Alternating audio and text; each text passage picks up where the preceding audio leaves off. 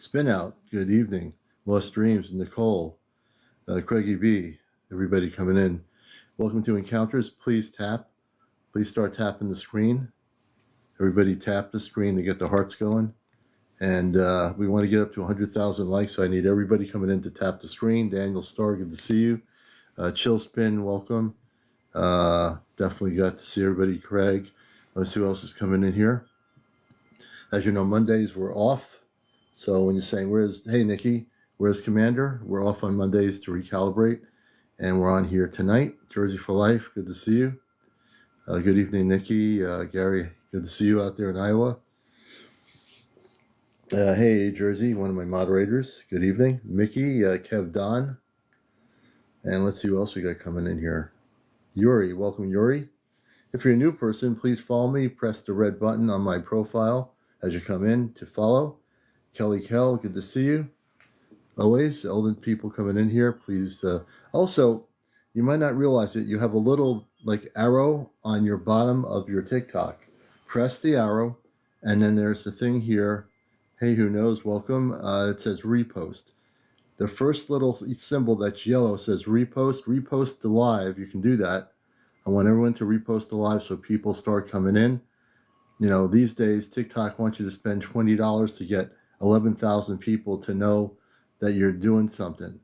In the many years, up until like 2024, all you had to do was post a video and you get 10,000 people watching it. Now you got to pay money to get 10,000 people to watch it. So yeah, not doing it. Corey Mills, welcome to the program. Good to have everybody here. Kerry, welcome, Kerry. Emilio, welcome, Emilio. And everybody coming in here, we welcome you. Yuri, welcome to the show. Dark Angel, good to have you with us, Dark Angel, and all the good people. Thank you for the likes, everybody. And we're getting up there. We just got on here before 11 o'clock. And Nola, welcome, Nola. Timmy, good to see you. Welcome as well. Let's see, Mary, welcome, Mary. Alec, welcome to the show. Do some shout outs for people coming in. User 881, good to have you with us. And we are here to bust the matrix as always. Our goal is to always do that. And good to have everybody with us. We have no idea who we're going to interview tonight. It's always one of those things where you never know. We never know what's going to happen. Divine I Am, good to see you and welcome. And all the people coming in here. 1248, welcome. I'm running out of watermelon juice. So now my new favorite thing, and I'm hoping that watermelon juice will be available throughout the season, even after the season's over. But yeah. Nope, apple cider's happening pretty soon. Our apple orchards are starting to have their season, so we might be getting some apple cider, but I'm really into the watermelon juice right now. So we're going to go watermelon. Bria, welcome, Bria. Dana, welcome, Dana. Good to see you. All the new people coming in here tonight. Feel free to relax, get settled. There's nowhere to really go except here. Here's where you want to be.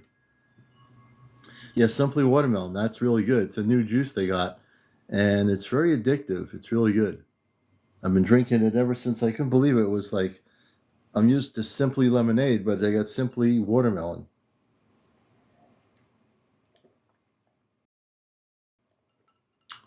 You know, when I grow the watermelons, there's usually juice. I usually take the watermelon juice and put it in a glass with some ice. That's pure watermelon juice, too. It's really good. So if you ever get a watermelon and you have juice, don't throw the juice out. Just put it in a glass with some ice and you're good to go. Fran Mulder, good to have you with us. Franz Mulder. Dipster, welcome to the show. And Dana, welcome, Dana. User 919, welcome. I'm just looking at all the people. E. Barris. Hey, E. Barris, welcome. Good to see you. And please share and like. Everybody tap. We're at 1,900. Our goal is to get to 100,000 tonight, and we normally do it. Kim, good to see you. Good evening. Hope you're doing well. Please FYP, tap on the screen, press your little arrow button there. There's a repost button on the thing when you press the arrow. For you, it'll say repost. For me, it won't because I'm live. But if you're not live, you can repost my show as I'm live, and people will see it. So that's the free way of getting the word out that we're live here. In the old days, the algorithm would do it. We'd get like 200-300 people in a few minutes. But we're going to do it the natural way here. John Doe, 3573, welcome. The tree or natural tree there, welcome. Melissa Neal, good to see you. Bird Lover Diane, hey Bird Lover. Guardian, 118D. David, welcome David. I want to welcome all the good people in here from around the world. Shalina, good to see you. John Doe, you're welcome. I'm glad you're here with us. If this is your first time joining us, this Encounter Show has been on TikTok for 5 years and 7 months, going on 8 months as of August. So we've been on here straight through. Many have come and gone, but we have been here through all the controversy. We've been on here on TikTok, and this is where we are. Our YouTube channel has all our shows, hundreds of them. My YouTube channel link is on here. Ashtar Command Spaceship News Encounters. You'll find it on YouTube.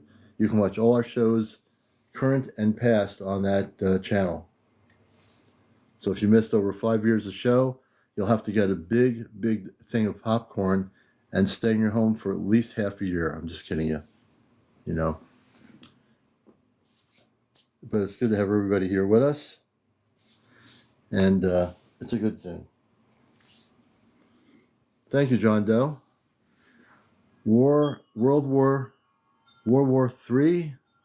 I think it's your question. World War III. Musical Jones. How you doing, Musical Jones?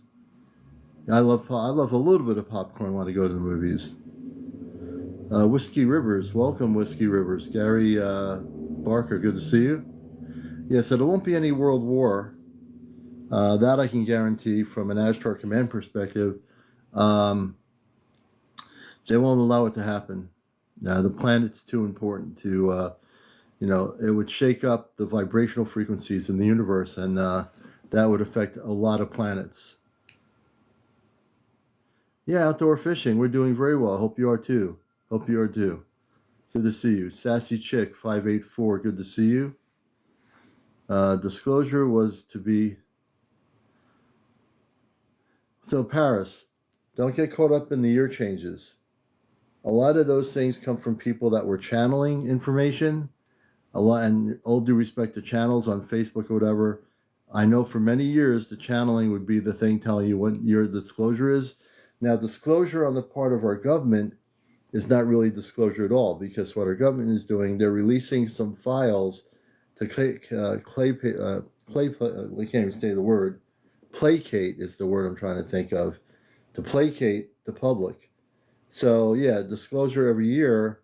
So it depends what kind of disclosure you're talking about. If you're talking about disclosure from the government, it's not really going to happen. It really isn't happening. What they're disclosing is really nothing. They're disclosing absolutely nothing. If you think the video footages from the government are disclosure, those things are basically kid stuff. I mean, the real disclosure is going to be coming from the space people, not from the government.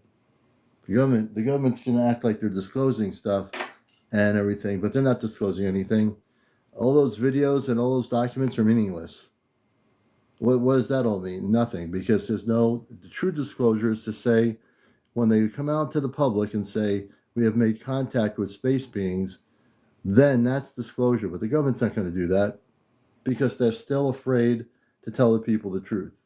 They think if they show out these video files and text files from the government, that's going to make people okay. Well, we just disclosed you some files. Aren't you happy now? Isn't that disclosure? No, that's not disclosure. That's placating the public. That's not disclosure at all. No way.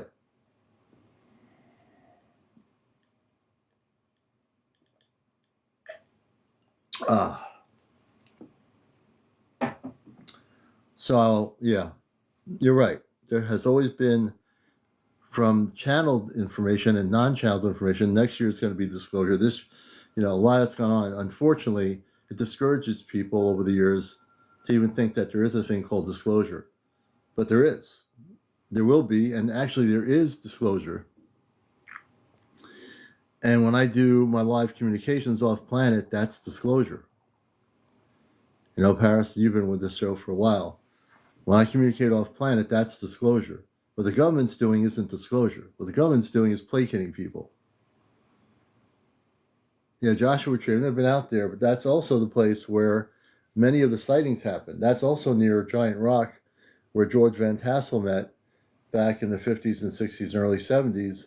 And the people came out there who were taken on spaceships. These people, many of them are now past, but these are all true. There are books about these people. There's also out-of-print books, if you can find them on some of the websites. You can find out-of-print books about some of the contactees. These people actually were going on ships in the deserts out west. They were picked up on a spaceship. The people that picked them up wore regular human clothing and then took them on a spaceship. There's a lot of history. I love reading the old books if you can find them. Oh yeah, if I ever went out there, I'd love to. Joshua Tree is not only a good place for the stars, it's also a good place to learn to make contact with the space people. Yeah, Egyptian princess, yeah. Yep. And one of the contactees, his name was Frankie Stranges. I knew Frankie Stranges. You ever heard the name Frank E. Stranges? He was a contactee with the Venusian Valiant Thor. Many years ago, before he died, I interviewed him on my radio show. Frank Stranges was the most beautiful person you'd ever know. I never met him, but I had him on the radio show for about an hour, over 1 hour. And he talked about Valiant Thor and what he did and going on the ship. He was quite the person. And then there was another person, Robert White, I think it was. Robert Short. He was another contactee. And I interviewed him about 15 years ago. I don't even know if he's still alive. But he was a contactee, and he also had contact with space people. And my friend Ashtar Athena, who's still alive in California, she knew all the people who were part of the Giant Rock grouping of contactees. She knew all of them. She knew the woman named Tuella, who wrote the books regarding Ashtar. And I know a lot about the history, So it's pretty amazing. And now, in 2026, going into 2027, things are going to amp up. So I look at the people I've interviewed over the last few years, some of which are real contactees, people that are in touch with space people. You are the new contactees. You're the new contactees of this time period, right? You are. No question about it. You might be in your 20s, 30s, 40s, 50s, maybe in your 60s. Who knows? But I know some of you out there are having direct contact. The ships are coming to you, the ships of light. If they haven't had physical contact yet, you're having visual contact with the spaceships. Don, good to see you. Welcome, Don D. So they're here now, and there's the new contactees are you, the ones, some of you in this audience. Hey, there you go, and there you go, Musician Jones. So some of you are what I call contactees. The ones I've interviewed, I know you are. It's just one of those things. And being a contactee is someone when I define contactee, I define it as somebody who's having visual. It's the first contact is visual. They keep coming back to you. You feel a connection to that group of beings that might be on that spaceship, that orb ship. You feel that connection. The second level of contactee is when they're trying to communicate with you through telepathy. So they start talking to you through your consciousness. That is a contactee. You're having mental contact through consciousness. That's really important. That's the next step. The third most important step of a contactee is when they decide it feels safe enough to meet you somewhere, more in a remote location, and have direct contact and come off a ship. Either they come off a ship or somehow they land and you go on their ship, or they'll beam you up onto the ship. They either land their ship in the woods somewhere, you'll go on the ship and it takes off, or they will beam you up on the ship. Those are the three ways of manifesting contact. But in order to know what that is, the first thing is to establish contact and knowing who your space connections are. Once you know who your space connections are, then you can establish that contact. If you don't know who they are, you're not going to be able to do it. Love for peace. Good to see you, Irene James. Good to see you. So contact is something very important. So I think it's Vienna. So let's see here. Is it Vienna? Is that, am I pronouncing your name right?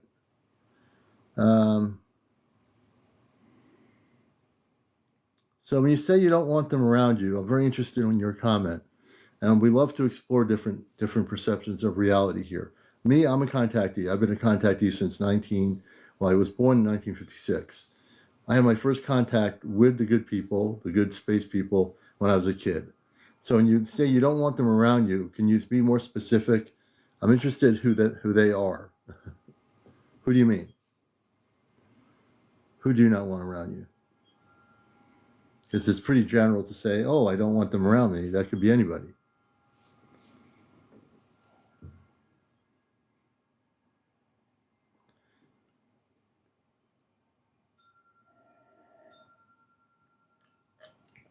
So Norman, the first thing to do is really a very disciplined area to establish contact without knowing who they are. The first thing you want to do is go into meditation.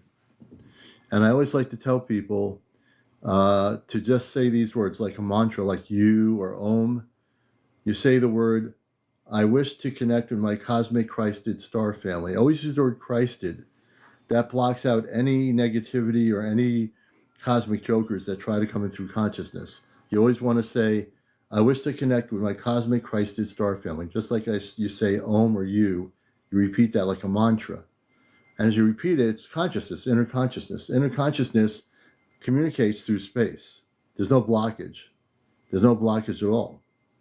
All you have to do is just go internally and use your consciousness to communicate. It's called telepathy. We all have the ability to do it. We use telepathy sometimes with each other. We use telepathy if we know how with space people, if we're connected.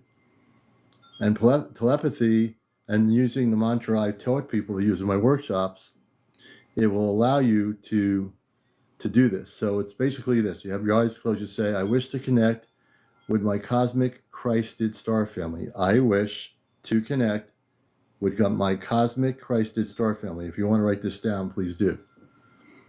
And you can practice it like you do exercise. And if you practice this internally, eventually, if you keep doing it, eventually there's going to be a response.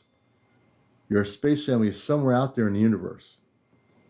And what's going to happen is they're going to hear you eventually because your transmission goes out into space.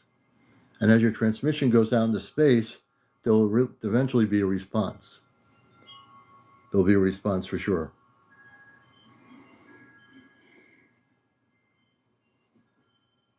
So everyone who's written that down, please do. Yeah, they do. They hear you no matter where you are, and they are. A lot of times people don't realize that's true love, is that now to establish that and learn how to establish that contact, it's really important to use that mantra. I wish to connect with my cosmic Christed star family. So I hope people write that down, practice it. It really will help you. Please tap on the screen. Not too many people tapping. Those hearts are really important for me. We're at 6.8 on the top corner. If everybody taps, please share, like, repost, FYP, do the whole the whole gamut. Frank Rockin, you as well. Have a good night as well. And Melissa, we thank you for the follow. We're going to follow you. We're following you back. I appreciate you being here. And everyone coming in here. We appreciate people tapping on the screen. So Yvette, so I wish to connect with my Christed Cosmic Star Family, or Christed Star Family. You can say it that way. Hello, Susan. Susan Colby as well. I believe in collective consciousness. Yes. Yep. Faze, welcome Faze to the program. Everybody coming in here. Janet, welcome Janet. Susan, welcome Susan. Welcome Vincent. Darby, welcome. Noise 59, welcome to the show, Noise. And DJ New York, I assume you're a DJ. Sylvia, welcome Sylvia. Seeking Joy, hey Seeking Joy, good to see you. Hope you're doing well tonight. Welcome Just. Quanan, I think it is. Robert Mountain, welcome Robert. Robin, I think it's Robin Mountain, I'm sorry. Nicole, good to see you, one of our other moderators. Melissa says, if I hadn't seen myself, I wouldn't have believed. Oracle, hey Robin, I think Robin's here. Robin's here somewhere. I see a name popping up here. Oracle should be here. Cosmic Barbara, good to see you. Hey Robin, how you doing, sister? Good to see you as well out there in the South Dakota area.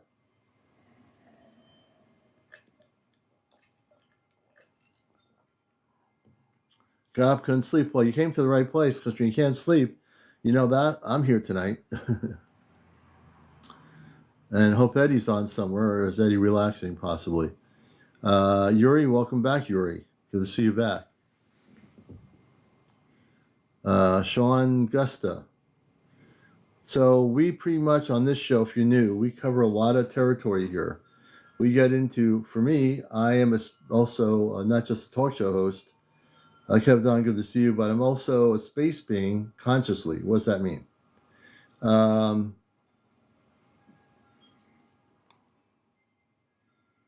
That's right, Sissy. That's exactly why I do that. Absolutely correct. Yep, it has to be Christed, yeah. You're good. You go right on to that. Very good.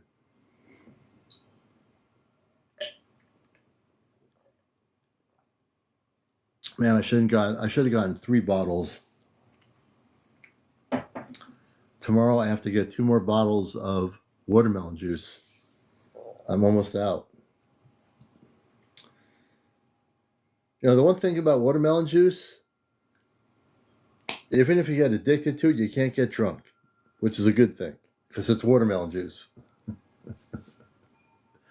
There you go. Hunter, welcome Hunter to the show. Everybody coming in here.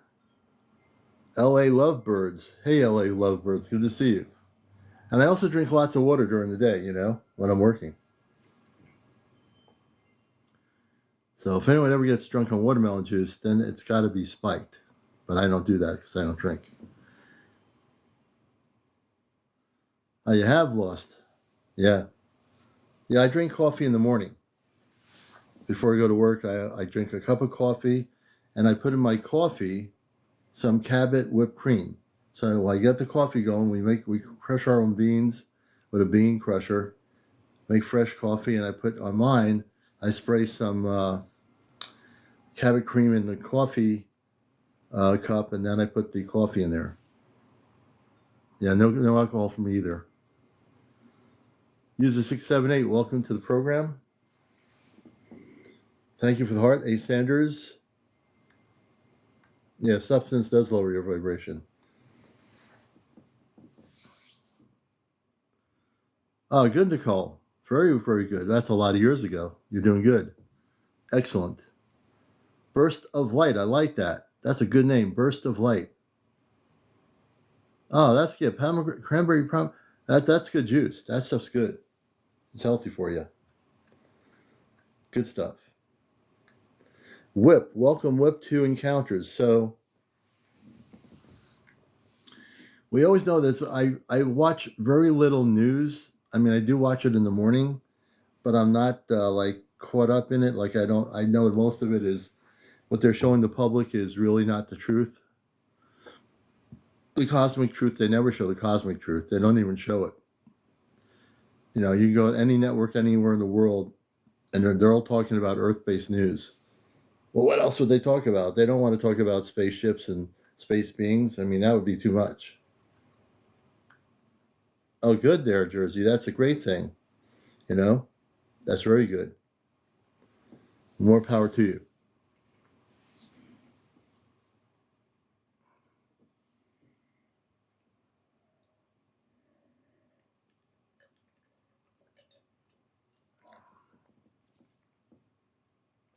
Well, if you see me step up in a while to get some ice water, because I just ran out of watermelon juice, you'll know why I got up here for a minute.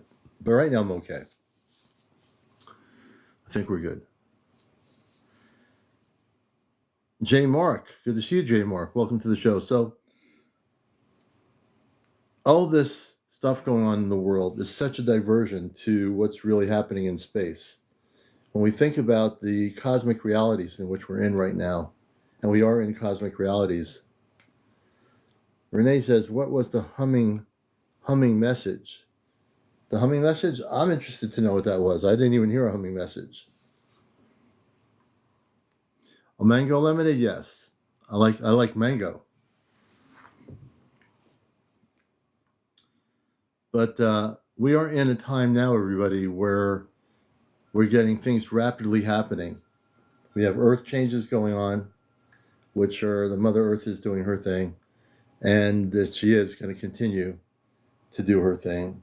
But we also have spiritual change. We have cosmic change. We have, the harmonic frequencies are shifting. We're going into higher frequencies of consciousness. Mike Ralston, welcome. And for you individually, you can look at yourself in this community of life and see that we are changing. I mean, we're not going to physically change. Well, we might be, but we're mentally changing. Our consciousness is shifting.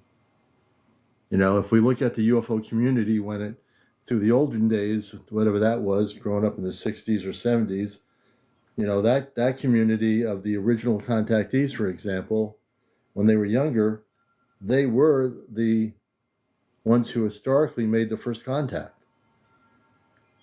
You know, that wasn't the major contact, that was the first wave, a wave of people that were probably in their 80s and 90s when they died. When they were younger in the 60s, these people were taking on spaceships. You know? And they wrote books about it. And if you try to find some of these books, you might find them on ABE Books. ABE Books has a lot of the old books. You might find it there. Some of them might be reprinted or like on CDs or whatever you call DVDs. But they're out there, you know? And because I grew up in that decade, that's why I know a lot about these people. I was just a kid. I mean, when I grew up going to college and stuff back in the 70s, in the 60s, I didn't know who they were. When I got older to read about them and, you know, see that these things were happening later on in life, I didn't know there was this thing called contactees or people that were gathering together. These people used to gather. They didn't have TikTok. They didn't have an internet. They didn't have any of this stuff. They would get together, and somehow they were able to meet. They didn't have a thing that said on the internet, the event is happening in Joshua Tree, California. Everybody get out there. They didn't have that. They didn't have that ability, you know?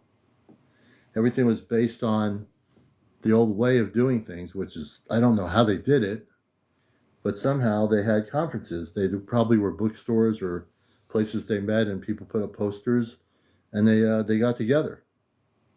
These days, if you want to get together to vector in spaceships, you get on here, you tell people where you're going to meet, and hopefully people show up, right? That's the way they do it now.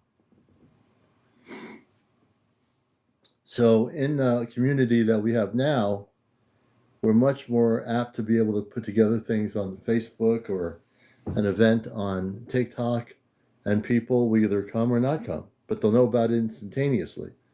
If I told you we were going to have a gathering in Joshua Tree, California on August whatever, I'm just being hypothetical here, we're not going there. But if we were, and we said, okay, show up so-and-so at this time, I bet you probably 20, 30 people would show up because we'd have the ability to instantaneously promote that event just by doing a videotape. People would show up, say, here's the time, here's the location.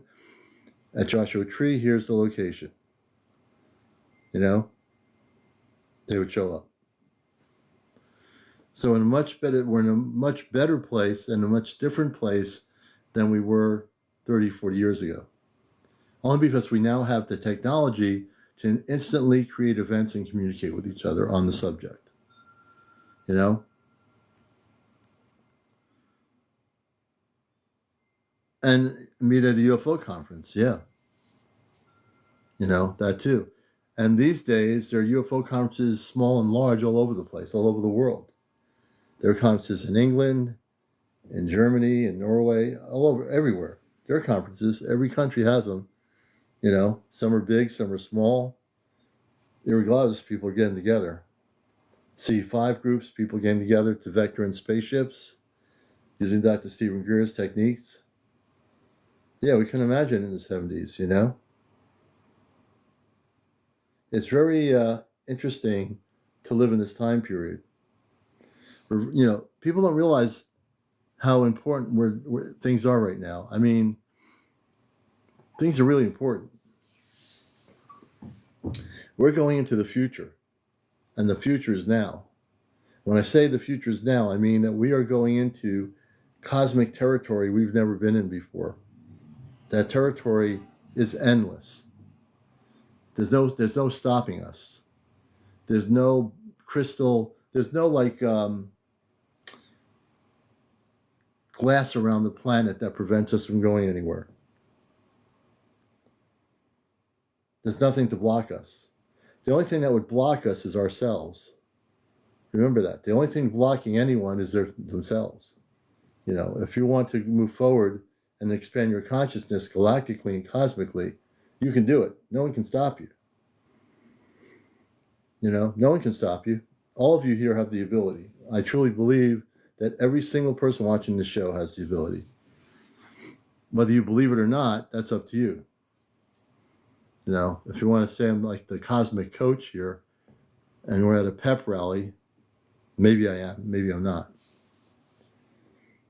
But you can inspire yourself. If I don't inspire you, or if I do inspire you, that's great. But I'd like to see everybody on encounters be inspired to go further. If you've not gone further, now's the time.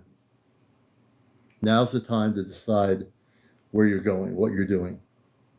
And it's not just about whether you have kids at home. Some of you do have kids, I'm pretty sure of it. You might be married, you might not be married, you might be single. Maybe you have a boyfriend, girlfriend, whoever. Maybe you just like to be alone. You know, not connecting that way. Doesn't mean you don't want to connect with people, you just want to be single.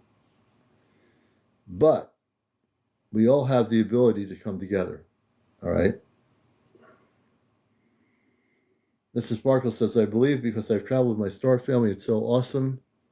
And that's good. See, and I know some of you here have had contact with your star family. Thank you, Sister Marie. I appreciate that. And my spirit, my cosmic spirit is strong. And the reason why it's strong, I've been through the mill before the internet. I had people trying to trip me up, trying to take me off the path. You know, my media background from the 70s was studying broadcasting on radio. I love broadcasting. You know, I love every type of visual aspect of it, the non-visual aspect of it. And because I know so much about broadcasting, this is just another aspect of broadcasting. It might not be on a big TV station, but this is broadcasting. We're broadcasting. Yeah, we're using an application to broadcast, but we're broadcasting on an application called TikTok. You know, it's just an alternative to the major networks.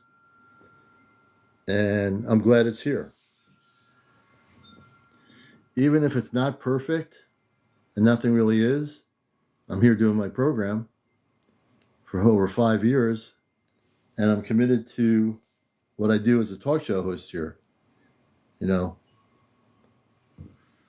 Oh, I remember that. I think I remember that movie.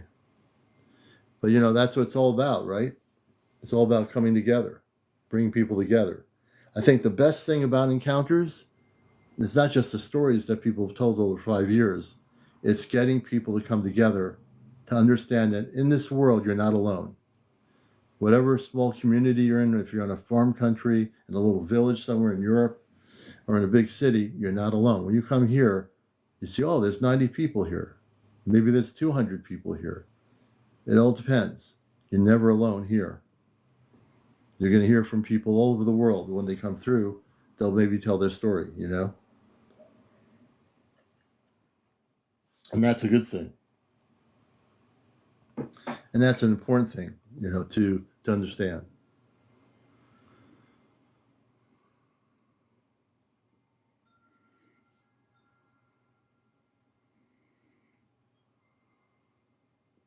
That's right. And that anyone, even ones you least expect can be just like you. That's absolutely correct.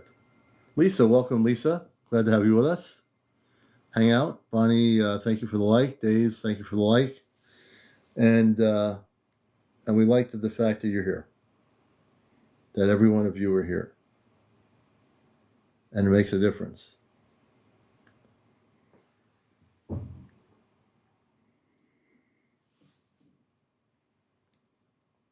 One of the things I like to feel strong about in my teachings as a talk show host is that understand who you're contacting. Meaning, you never know. Out of 86 of you, some of you have never had contact before with space beings or with seeing spaceships. And I know that. I know that's true. But you will. Definitely at some point you're going to have contact. You know? Hey, Steph, good to see you. Edwin, CT, welcome, Edwin. You never know when you're going to be having contact. You never know when they're going to visit you. You say, well, when are they going to visit me? You never know. When it's your time, they'll visit. Space person might come in to your home wearing a spacesuit. You might be in the living room. Maybe you're like half asleep. They're standing right there. They don't know. I mean, they have no concept of time. They just come to see you. They're beautiful people. And they say, we are now here to tell you who we are. And if they do visit you, and you know that they're beautiful beings of light, they might even want to communicate information to you and say, we're here now. It's time for you to know that we are connected with you. They might want you to come outside and see their spaceship that's hovering above the ground. You never know. Well, these would be nice ones, man. They would have to be nice. And we're not talking about having evil-looking ETs come and get you. You don't have to worry about that. Because then I think you'd be jumping out of the bed wondering what to do. That's not going to happen. No worries. Liddell, good to see you. So, Mama Gaga, good to see you, Mama Gaga. Always. I love your image on that picture. Good to see you, Mama Gaga. And it's just time. It's time to get centered. Hey, Liddell, it's time to get centered and get ready.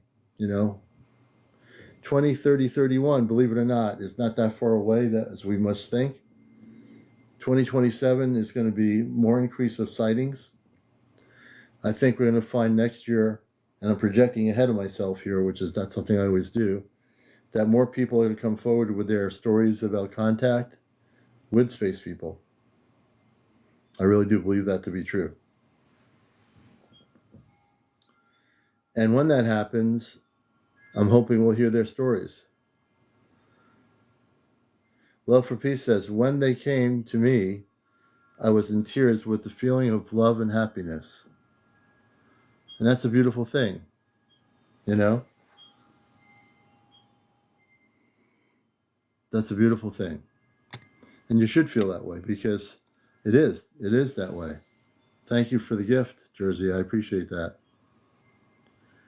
Kerry79, hey, haven't seen you in a while, Kerry. Good to see you. Di, is it? I think Di. Squirrel friend. Nicole, welcome, Nicole. So, one of the things, it's good to see you, Carrie. One of the things I want people to feel or understand is with all the fear-based stuff over the years, and there's been plenty of it on the internet, on Facebook, and with all the images of negative ETs. Gila, thank you so much. Thank you so much for that. I appreciate that. You know, with so much negative stuff over the years about in the UFO community, one thing I really feel strongly about is to push the narrative of the positive. I'm done with, I never was falling into the negative whenever I've done stuff on UFOs. I've interviewed people about abductions because I think it's important. I've talked about, oh, thank you.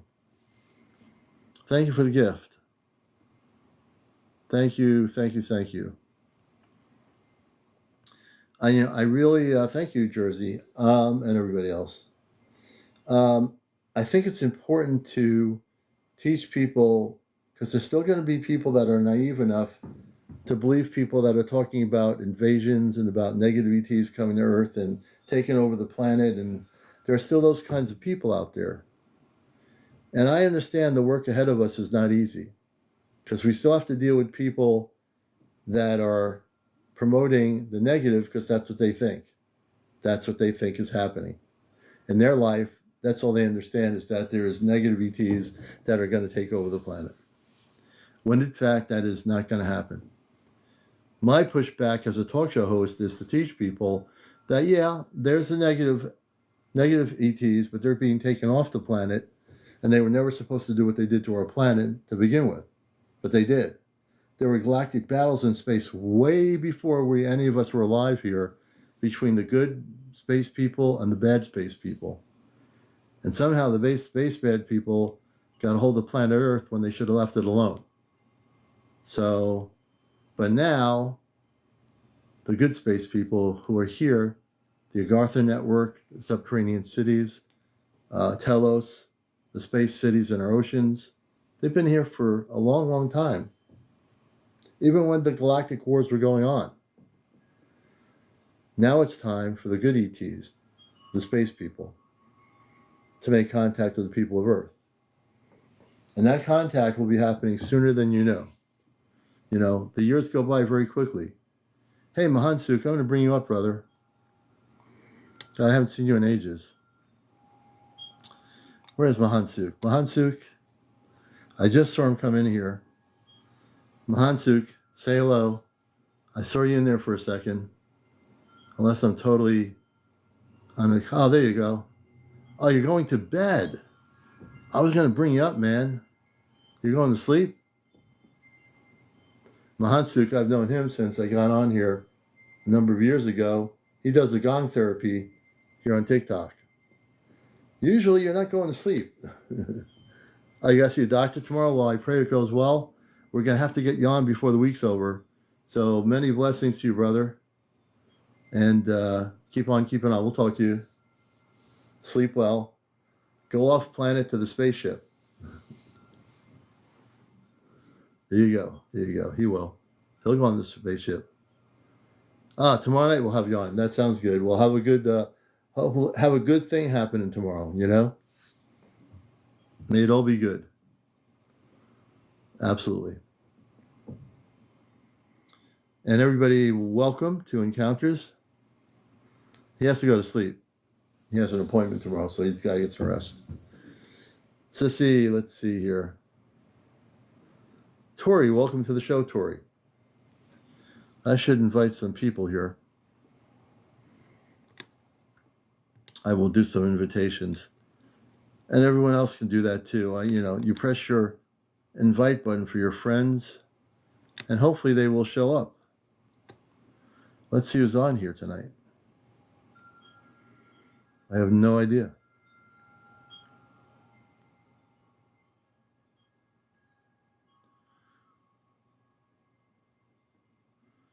I just sent out 12 invitations. We'll see if any of these people are on or they're sleeping maybe. But who knows?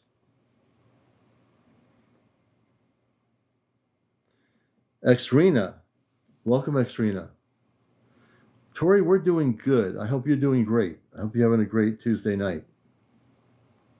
And Tori, we're going to follow you as a friend. I can't believe I'm not following you. I am now following you as a friend of the show. Zoe Daddy, Disclosure Day is dope. You're absolutely correct. And Zoe Daddy, we're going to give you a follow, brother or sister. I don't know if it's female or male, but I'm following you. You know, I love to have all the good people. Galaxy Gift, I like that name. Galaxy Gift, how you doing? Welcome to Encounters. If you're new here, Amy, Rebecca, and if some of you are new here, please follow and like. We're glad you found us. This is the place to be on Encounters. How long have I been online so far? Tonight, or for how many years? So for tonight, Tori, since about 10:45. For years, I've been on for 5 years and 7 months on TikTok. So to answer both things, 10:45 I got on, and year-wise, it's been 5 years and 7 months. So I've been one of the longest running, probably one of the only real UFO talk shows here on TikTok. People do talk about UFOs, but they're not talk shows, so to speak. They have conversations. They have people come up and chatter, but we interview people because my background's radio and broadcasting, so that's why. Omar, I think it's Omar Bolkelly, Devoted Rose. Welcome, Devoted Rose. And Zodaddy, thank you for the like. We appreciate it. You know, you're all good people out there. And we get into everything from Antarctica to spaces in the oceans. We talk about things like crop circles. We get into all the really good stuff here. And we interview people. So we do. Downside Up, I think it is. Downside Up, that's a good name. Fancy Y, welcome Fancy Y, if you just found our show and you're new to the... So how many of you folks are new to Encounters? Don't be shy. We're glad you're here. You found the right show. You found the right place. You know, Art Bell, when he was alive, I would call his show up on an AM radio station, and I called up and I got on the air once talking about the Ashtar Command. I was on his show when I went on for maybe 20, 30 minutes. I think he was broadcasting from a trailer in the desert. Melissa, it's cool that you're finding us now. So you're amongst very cool people here. You'll find no fights here, no arguments. It's not 20 people yelling over each other because we do a talk show here, and you learn stuff here. So that's, Plus, I can't handle having 5 people at once. Sometimes I get 2 people on here, maybe 3, and we have a discussion. But it's hard for me to deal with a whole bunch of people on at once. I lose track of the conversation. Everybody here that's been here for years, welcome all new people. We have a lot of new people. Lynn, welcome. Good to have you with us, Lynn. And Marcia K, welcome. I always like to welcome people. Tiffany Kins, I think it's Krishni, I think it is. Grandma Purr. Sarah, I think Wasser. Hey, Sarah. Schizo, hey, Schizo. And I'm also Melissa. Very good. Bama 79 Gen X. Yeah, I'm trying to get on George Norrie's show. And have you had channeling experience in meditation? I do regularly, and I'm looking for others who have. So I'm very interested to hear for you what channeling is for you. I'm going to follow you as a new friend of the show. Let me try to bring you up here. I'd like to see. I'd like to know more about what you're doing. Discom Blonde Ulated. That's a great name. Let's see if we can get you up here. And we'd love to hear your story. Let's see here. Can I get this person up here? I'm trying to do it. Give me 1 second here. I'm here. Okay, here we go. So who would like to be a guest? First of all, you have to be over 18. No kids on the show. No vaping on or off the show. No drinking on or off the show. No smoking, any kind of smoke on or off the show. No kids. No cursing. No paranormal discussion. No religion. No politics. No negative comments. No negative people. No negative bots. No bots. There you go. That's a whole list in 2 minutes, or less than 2 minutes. So, but it feels like telepathic communication, direct experience. I'm going to try to bring you up here. If you're not familiar, blondulated, I think I'm pronouncing it right. I'm pressing the guest button. I know Jones on the show too. Press accept and save. Accept and save on your side, and I can bring you up here. I'd like to hear your story. Can we get that person up on the show? Let us see. Oh, you can't talk right now? Okay.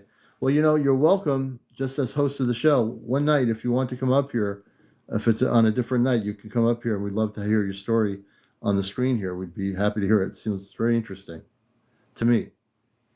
All right. It's a deal. We'll have you on here on our live broadcast as a guest.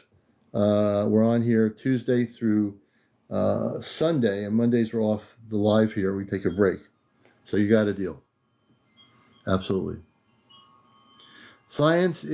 Welcome sciences to the program.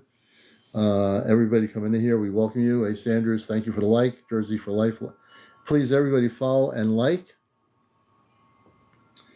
I might have to get some ice water in a few minutes. We appreciate all of you liking the show. We appreciate that a lot. Oh, AirPods next to a sleeping person. So the next time, I usually get on at 11. So be prepared not to be next to a sleeping person. Go into like a different room. So you'll know that I'm on. Now you know my time schedule. I got a little bit early tonight. I'm 11 o'clock East Coast. We're in Connecticut. So pick a night and just come on. As soon as I see you, tell me that you can come on live. You're like maybe in a living room or outside the bedroom, and we'll put you on the show. That'll be perfect. It's hard to do that when somebody's sleeping. And it's good to have your earpods on. Yeah, definitely, for sure. Reference conversation. And it's good to everybody. So the way I look at the whole thing right now on our planet, a lot of the things happening are distractions. All these 3D things that are happening are distracting us. They're making most of the people around the world pay attention to Earth-based things. If every TV network in the world were to come on live, might be kind of drastic, but if they would come on live and tell the people, we have a very important breaking announcement on BBC News or on French TV or on the Scandinavian network or broadcasting from Japanese TV or the China News Agency live, if they would all come on there and say, we just want to say calmly, we've been, governments of the world, they didn't know that you can handle the truth. But could you imagine all these TV networks, state-run TV, commercial TV news, cable channel news, all coming on simultaneously, and they were have world-breaking announcement news here. We want to use our world-breaking announcement news to tell you that there are spaceships coming to Earth. And can you imagine, we want people to be calm. We want you to go outside, look up at the sky. You'll see these ships. They're in many different colors, many different shapes. They are here from other planetary systems, and these ships are now coming to Earth. There's nothing to be afraid of, and these ships are here with beings inside these craft from many different worlds. And I'm just giving you the hypothetical scenario that if they were to do this and tell the people the truth, I believe that 80% of the public would be able to handle it. There are other people that think, well, the public couldn't handle the truth. They can't handle the fact that there are space people coming here. But I do believe all of you can. I know the ones in here definitely can. Oh, they definitely won't. But, I'm using that hypothetical, Sissy, of them actually going on live and doing this. Can you imagine, Sissy, if they did that? Wouldn't that be amazing? But they won't do it because the media is controlled by big corporations. And the last thing they're going to do is say, we have all this information. Shouldn't we tell the public the truth? But, their countries where they live in, they're controlled by their government. They're controlled by their military. Whether it be in this country, the Department of Defense controls what's disseminated on TV. It truly is. So they're not going to go and tell people the truth. So I think what would happen is that people would not freak out. I think people would understand. I think people are ready for it. I think part of what I do here is to help people get ready for it. I'm a good representative as a media person, and because I'm a contactee with the Ashtar Command as well, when I do the Saturday night programs, I'm a great person to help move people here understand what's going down and that they don't have anything to worry about. And you really don't. And if anyone tells you do, that's not telling people the truth. Yeah, direct experiences do change perspective. You're right. It does. Absolutely. When you have experience, whether it be through telepathy, whether it be through direct communications on some level, it changes the way you think. It changes who you are. Lavelle, good to see you. It changes every aspect of the whole situation. It really does. And that's the beautiful part of this whole thing, is that we're all going through those massive changes to our consciousness. Right? Yum Yum, welcome. We appreciate you being here. Adele, good to see you. If wisdom embodies into the body, not knowledge gained of the mind. Absolutely correct. I understand what you're saying. Yep.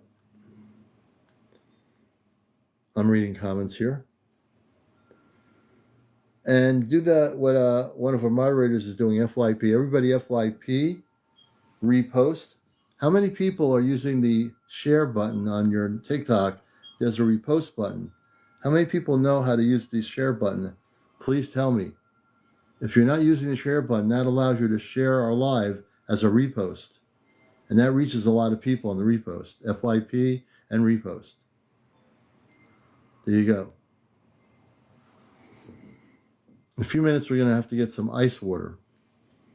We ran out of watermelon juice. So I'm not having a meltdown, but I'm going to need some ice water. Got to stay hydrated. When you're talking as long as I am, you need to be hydrated. When I used to be on the radio, I'd be talking for an hour and a half, straight out. You know, I had water, drink straight out for an hour and a half when I needed it.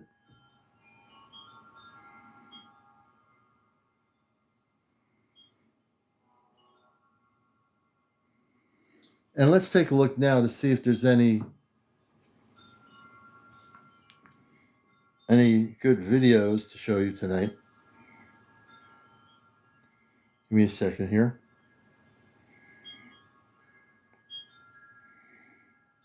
I haven't seen anything fantastic worth showing you, but I'm going to see if there is anything here. Let me see.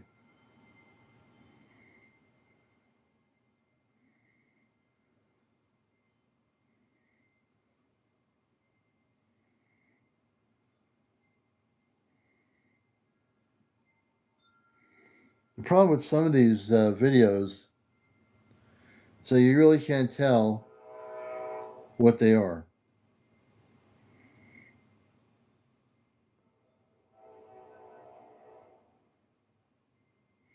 They're like little dots in the sky, and the little dots in the sky don't really help anything. Like all the videos I'm looking at now, it's really hard to tell whether they're spaceships or not.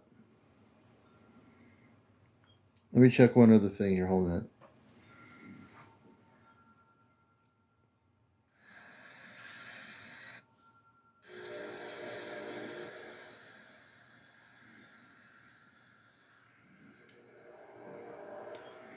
I'm right now looking to see at a video, and I frankly don't see anything. Well, I do, but it's really not the greatest.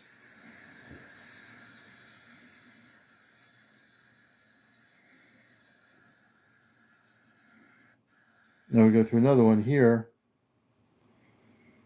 and this one doesn't look really that good either. And I say to myself, why do these people record stuff?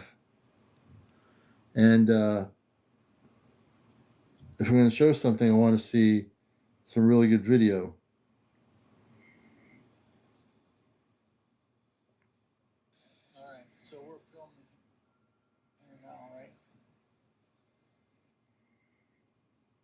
Now this one looks like it's over the water. This is Madeira Beach, United States in February. I'll show you this video. Let's take a look. This looks pretty good.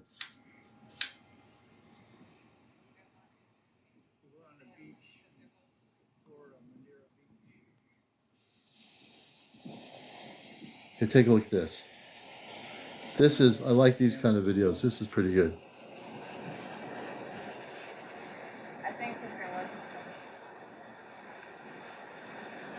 All right, so we're filming here now, right?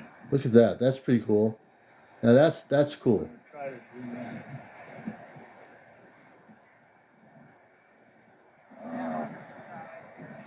I don't know if they're moving or not.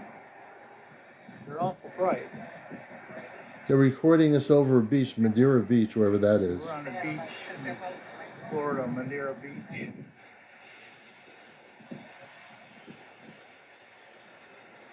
Trying to hold this camera still.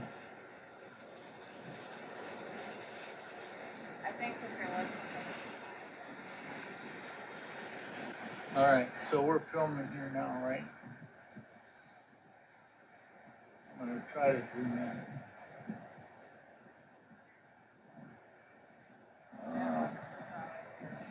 I don't know if they're moving or not. They're awful bright.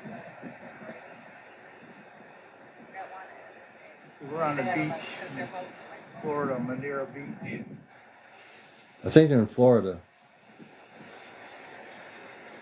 Trying to hold this camera still.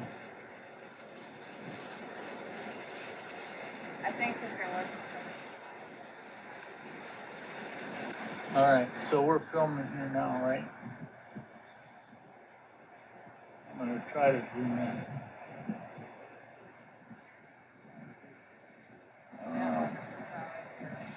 I don't know if they're moving or not. Okay, that's one video. I like that one. That's Madeira Beach in Florida. Let me see here.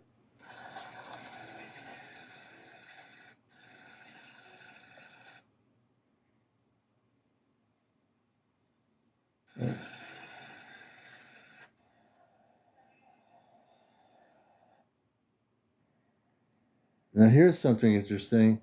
Now this one here is in Cambridge, United States. That's an old one. Let's see if there's anything new here.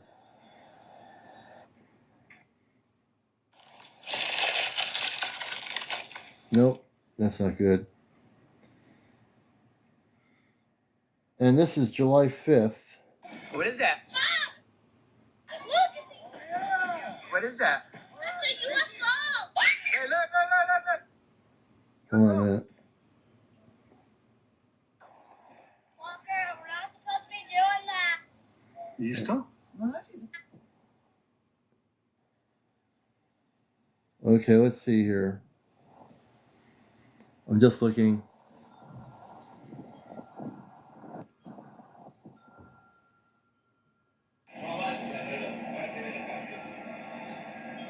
I'm looking to see. I have a lot of access to video footage here.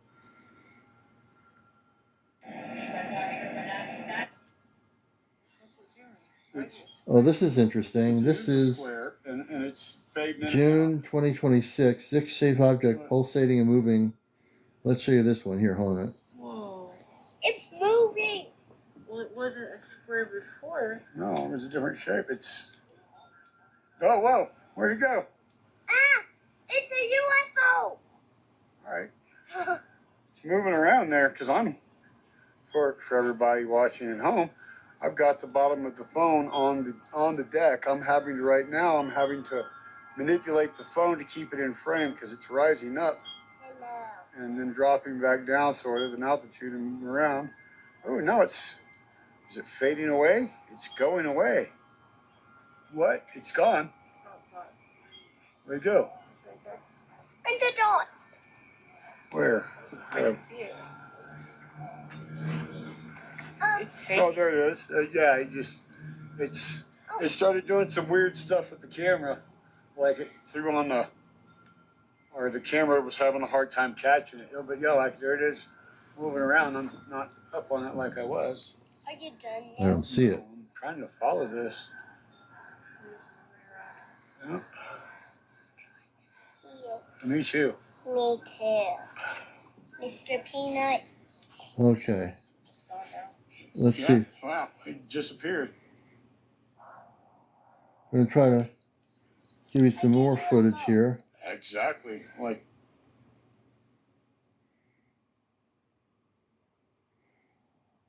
And this one here is small white orb matching plane speed. No, that's not. Let's see here. And this is another one here. I think it's Helsinki.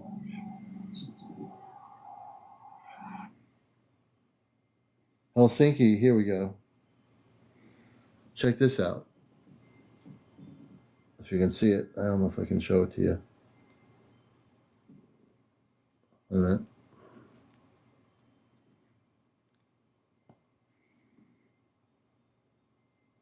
Helsinki, Finland.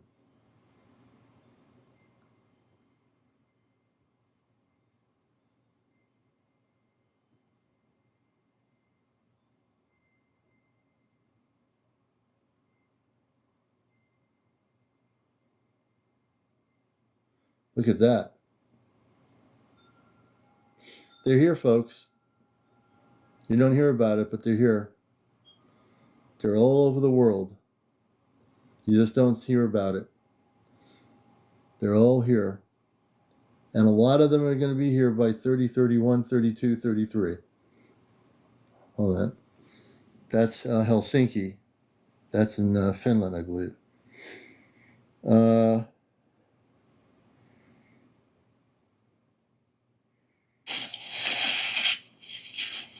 Let's see here. Let me see here. This is pretty weird. Mm-hmm. Zooming in on it. Looks like. Man, now I zoomed in, it kind of looks like a balloon. Here's one that's really weird.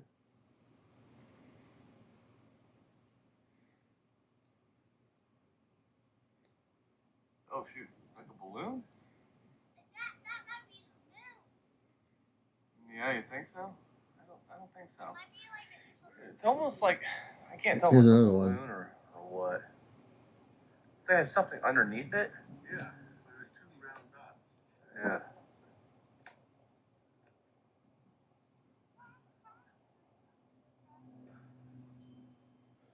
I can tell pretty much, It's moved a Shalina. little bit, hasn't it? I've been looking at videos for years. I can tell if they're Oh, yeah. ours or whether they're not Hanging out. terrestrial. I don't know what that is.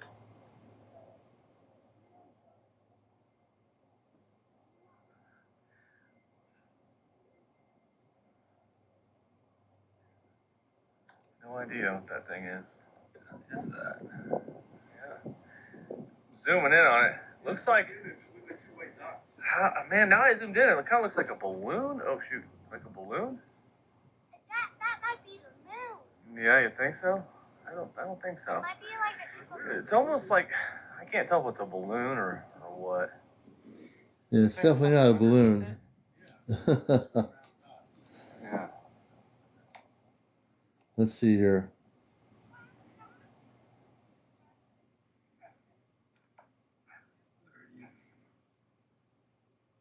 Let's see what else we got here.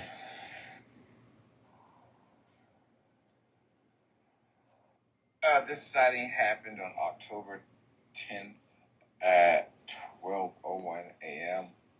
I was outside in the car. Now we're getting into older sightings. Here's one in May. I don't know what this one looks like because I haven't seen it.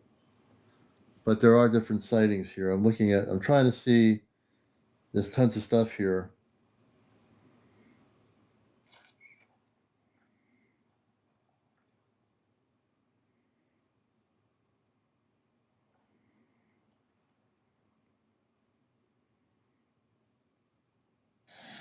Look at this.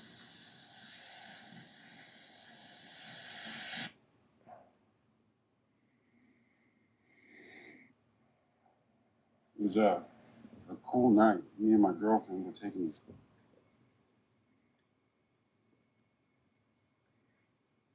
Here's a good one here. This is from 2024. And let's see here. This is from 2026. Look at this! It's so bright! Holy shit! I'm just now getting onto the interstate. What on earth is that?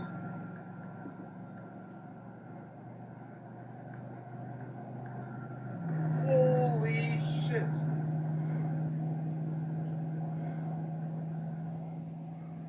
You really can't see this one. It's not. It's getting a little bit better. Wait a minute.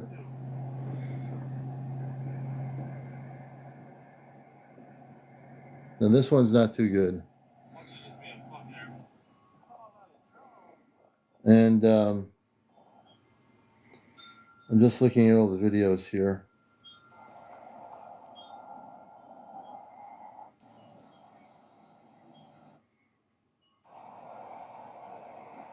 This one's interesting here. What is it?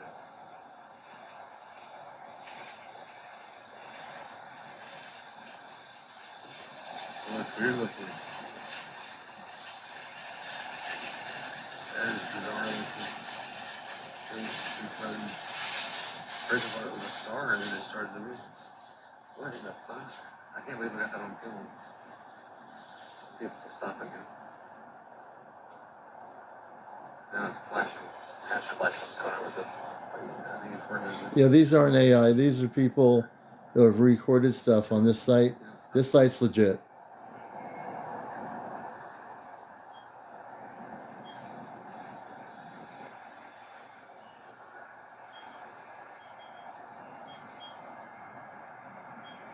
Look at it. It's just chilling there. I told you it was not a fucking airplane. It's a huge... This thing's enormous. It's the size of a fucking airplane. Okay. I don't know what the fuck it is. This was, I don't know where, this was recorded in Madison, United States, February 19th.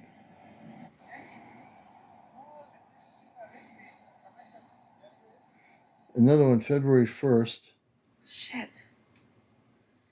That thing is floating. Okay. That thing is floating in the air, and its lights are going around in a circle. I'm just trying to find. Yo, what the? Some of these people.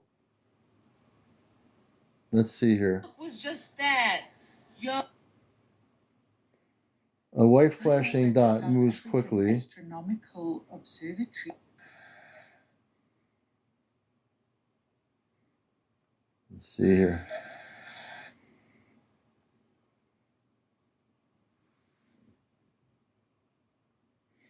I'm trying to see if there's anything worth showing here.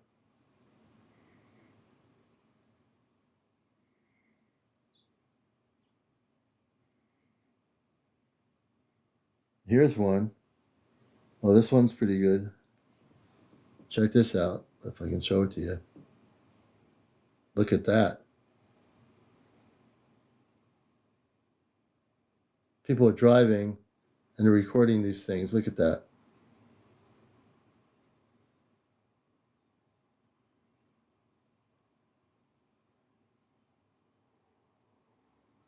It's hard to have a stable camera when you're driving. They should have pulled over.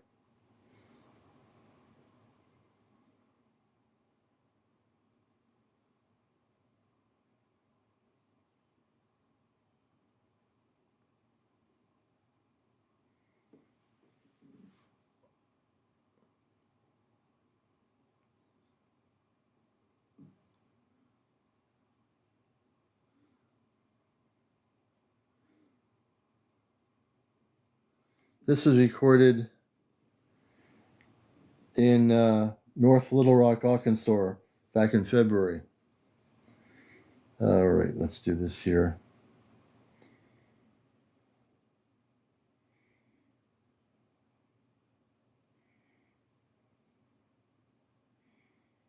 Okay, let's go.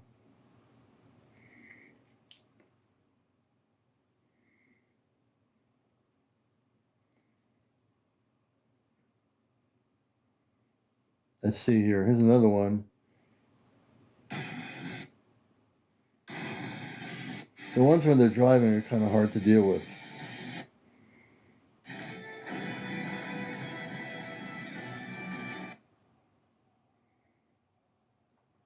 Just looking here. Here's one on the beach. And supposedly we got two glowing balls of light over the ocean. Yeah, I can see them here. Wait a minute. I'll see if you can see these. Да, это НЛО. You can see them. Посреди бела дня, два огненных каких-то шара. Очень медленно двигаются.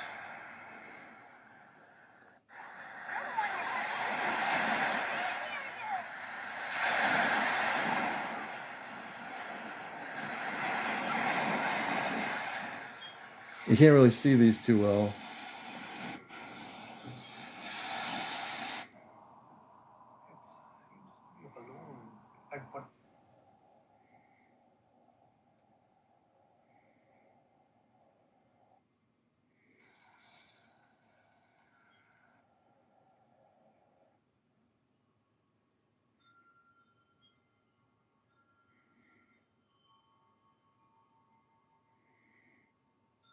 These reports are from all over the United States, pretty much all over the world.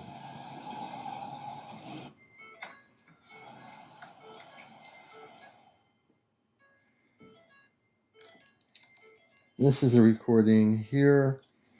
I think this one might be good. This is from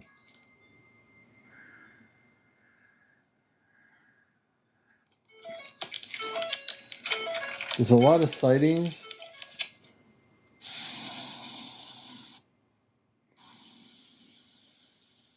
Oh, check this out.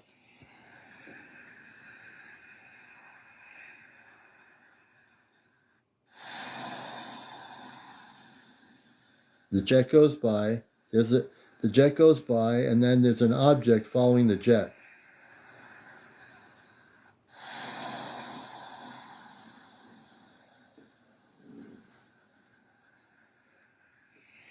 All right.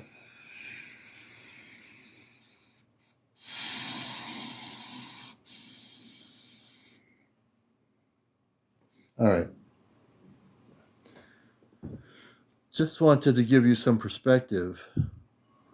Let's see here.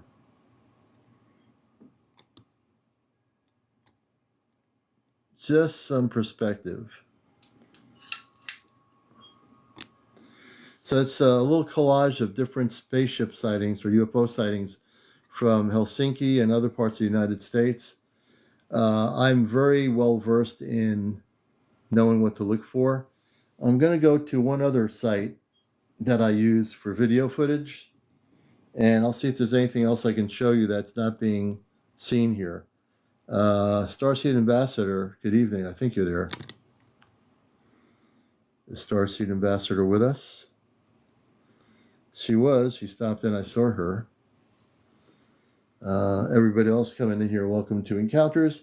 This is kind of freeform, like we do the things we do. We do love to show video footage. So let me see if we can show you some really good stuff here.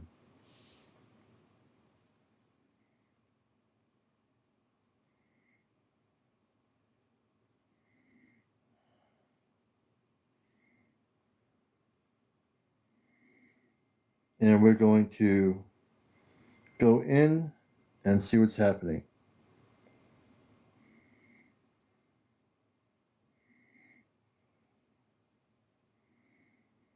We're going to July events for July, and we're going to see what might be out here. And let me see what we got here. Multiple lights moving in different directions. This is from Agawam, Massachusetts on the 25th, July 25th. Let's see here.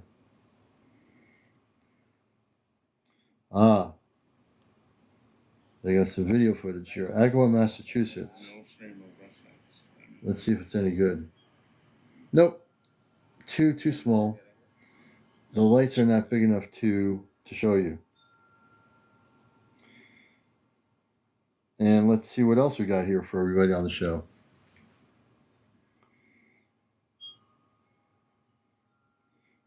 I think it's Constable, New York, July 23rd. Let's see here. We'll take a look. Oh, this is not a video, unfortunately. We need some video footage here.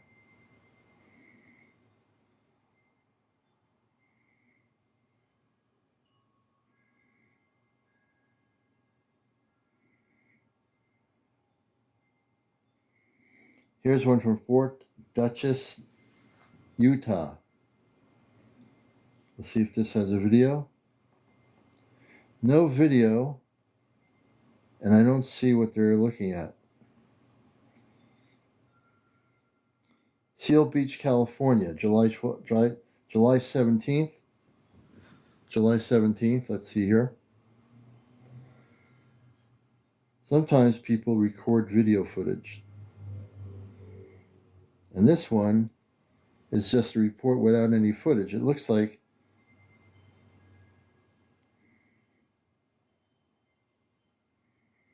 oh, there's video footage. Here we go. No, there's pictures. No video footage.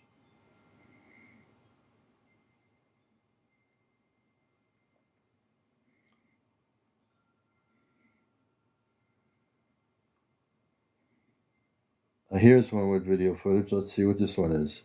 This is from California. I'll show you this one here.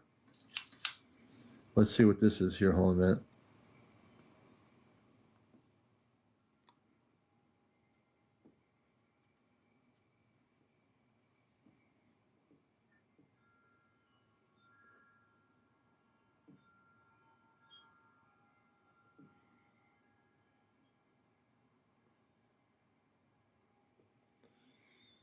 I have too much reflection. I'm going to have to turn these other lights off. That's what's going on here. I got to turn the other salt lamp lights off of here. I think I'll have to disconnect them.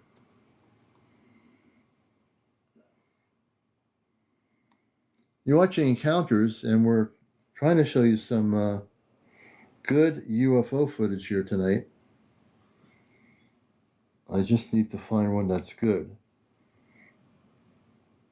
This is July 16th in São Paulo, Brazil. Let's see if they have any video footage. Nope, just a drawing. Some people just do drawings.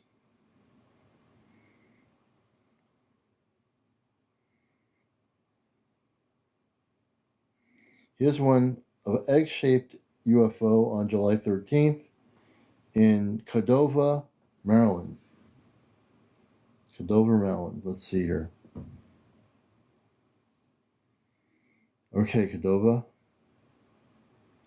No video footage, just pictures.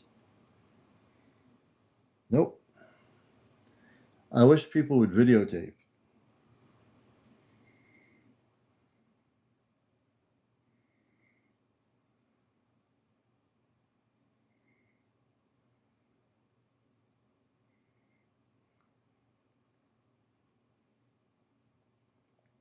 Here's one from Croatia, July 12th.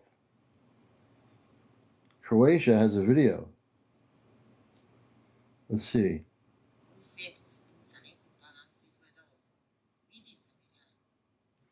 Croatia has a video, but there's really nothing to see. Oh, there's something to see a little bit. Not strong enough for us to really look at. All right, we're going to just go away from videos here. But they do exist. They're out there. People are recording all over the world. I have like 3 different websites I use for information. And yeah, people are seeing things. Even on the MUFON site, the Mutual UFO Network. Let me see here. If we go to MUFON. Sometimes MUFON used to have some really good stuff. And we'll see here.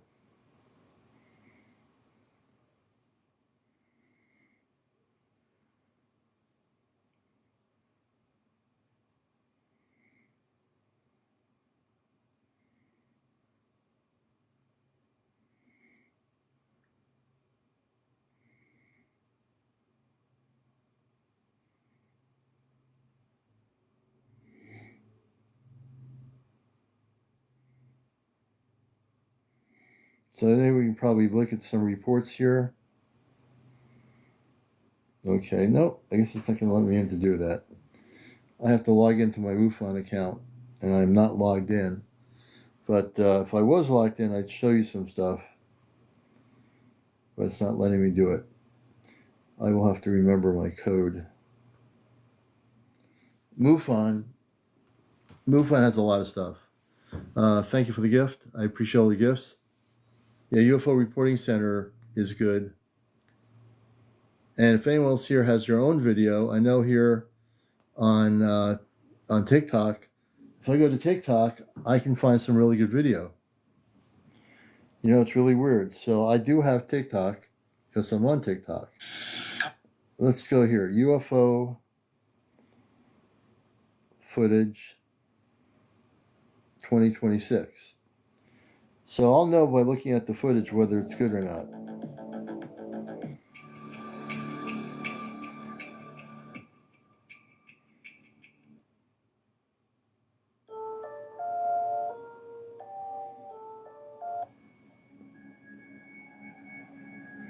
So here's, now I don't know where these people are getting the videos from. There's no source of where they came from.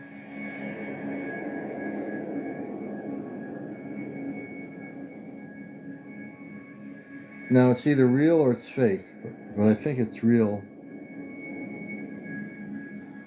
Oh, it says it came, UFO World Report, you know, but it looks pretty cool. Some of the stuff does anyway. Wait a minute.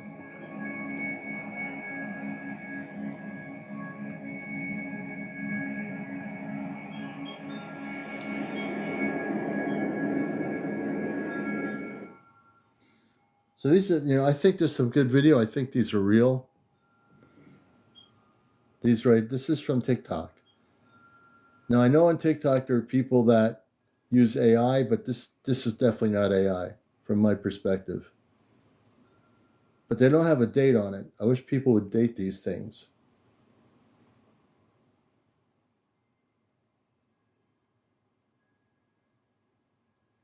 And like I said, you got to be careful on TikTok. I know when people do artificial intelligence videos, I know them right off the bat.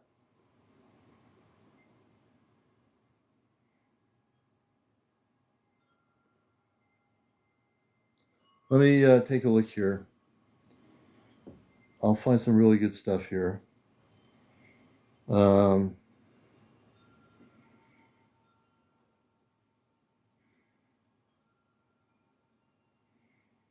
Let me see if this person has any other video footage. Nothing else. Let's see.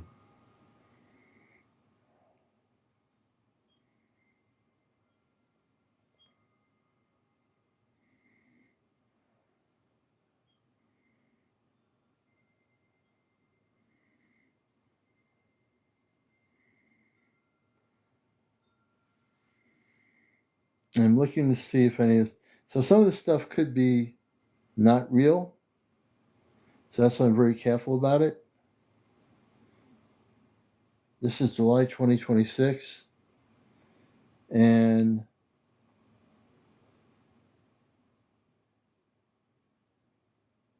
this one I believe is not, they misinterpreted it. So I'm going to skip.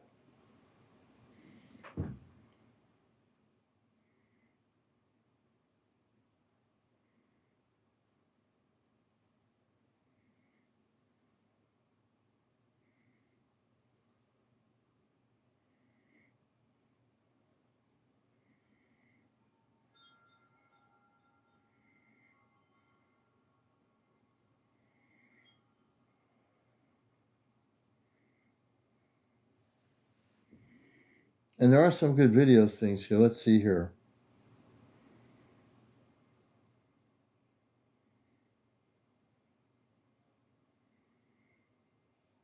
It's hard to tell with some of these.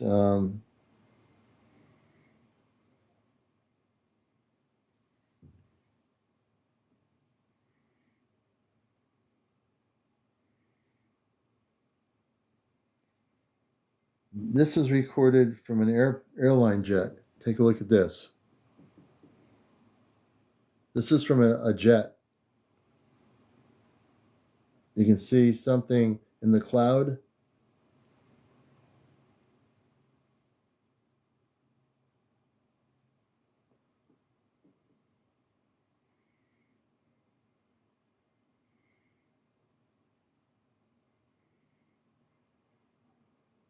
The dark object in the cloud there.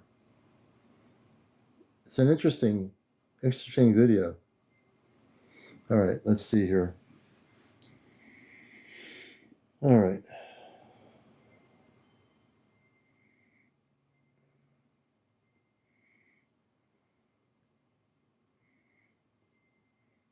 This I think is not a UFO.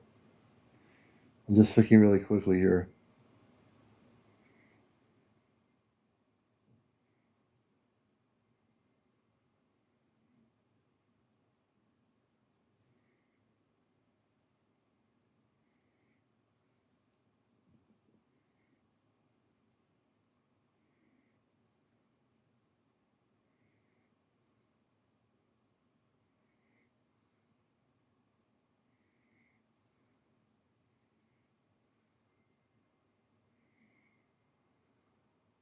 Here's one, and I'm on the fence about this. This comes from this could be real or it can be fake. Check a look at this one here. I'm on the fence on this one.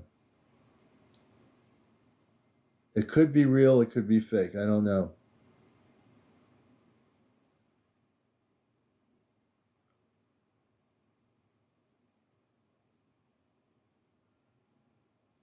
Yeah, it could be. I think it could be. You know? So who knows? That's why you have to be careful.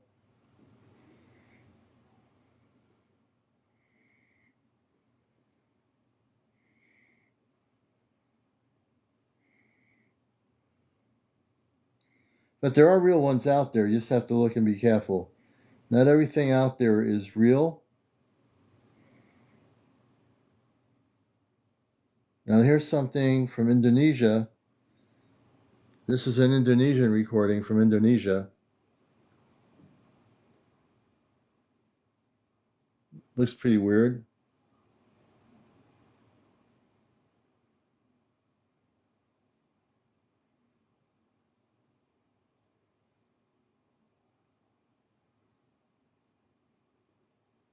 Yeah, this one I like too.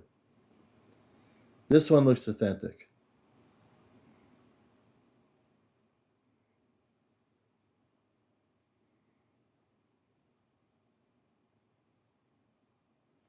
All right, enough of this.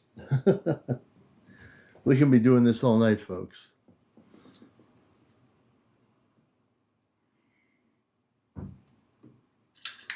We're back. We're back here.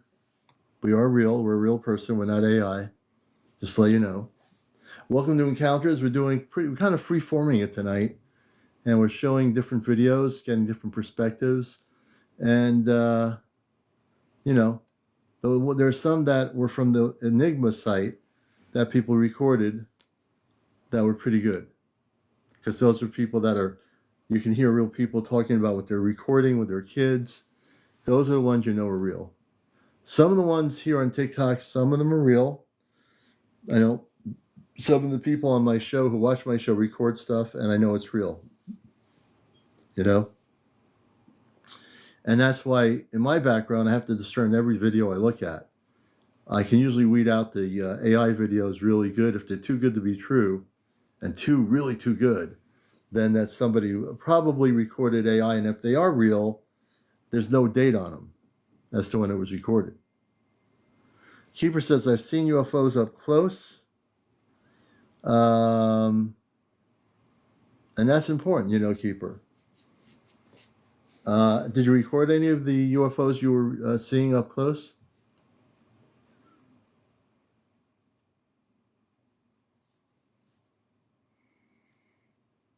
And that's okay. When I had my experiences, they didn't have, number one, they didn't have the cell phones we have now in the 1980s. I didn't have the technology we have now to record anything. I wish I did. Man, you never think about it because you're seeing them and you're taken by surprise and you see these things, It's just you're taken by surprise. So it's hard. And you always say to yourself, you want to have a camera, but you don't have it when Now my phone's in my pocket all the time. So, but if I did see something, I would pull over and record it. I definitely would do that. Well, it's almost 12:30, and I think we're going to wind down the show. And if you want to come on and talk about your stories, people, if you have any stories to tell regarding any of this, or Atlantis, Lemuria, if you want to talk about your UFO sightings, you have to be over 18, no kids on the show, no vaping, no smoking, no cursing, no paranormal discussion, no religion, no politics, no negative comments, no negative people, and no bots. No bots. Okay, there you go. Alex in Wonderland, welcome. Thank you for the likes, everybody. We appreciate it. We've hit about 1,100 viewers. We have 6 new followers. Thank you for the 6 new people. If you're new here and you haven't followed me yet, press the red square button. That's how you follow my show and follow me. Follow me and I'll follow you. Equal following. I get a following, you get a following. Shorty, I'm going to follow you. We appreciate it, Shorty. Shorty, you sound interesting. You're very passionate about energy, higher levels of consciousness, UAPs, UFOs. I'm interested, Shorty, in bringing you up here. I have a feeling you have a little bit of knowledge about the subject. Am I correct or incorrect? Everybody say hello to Shorty. And we welcome Shorty to Encounters.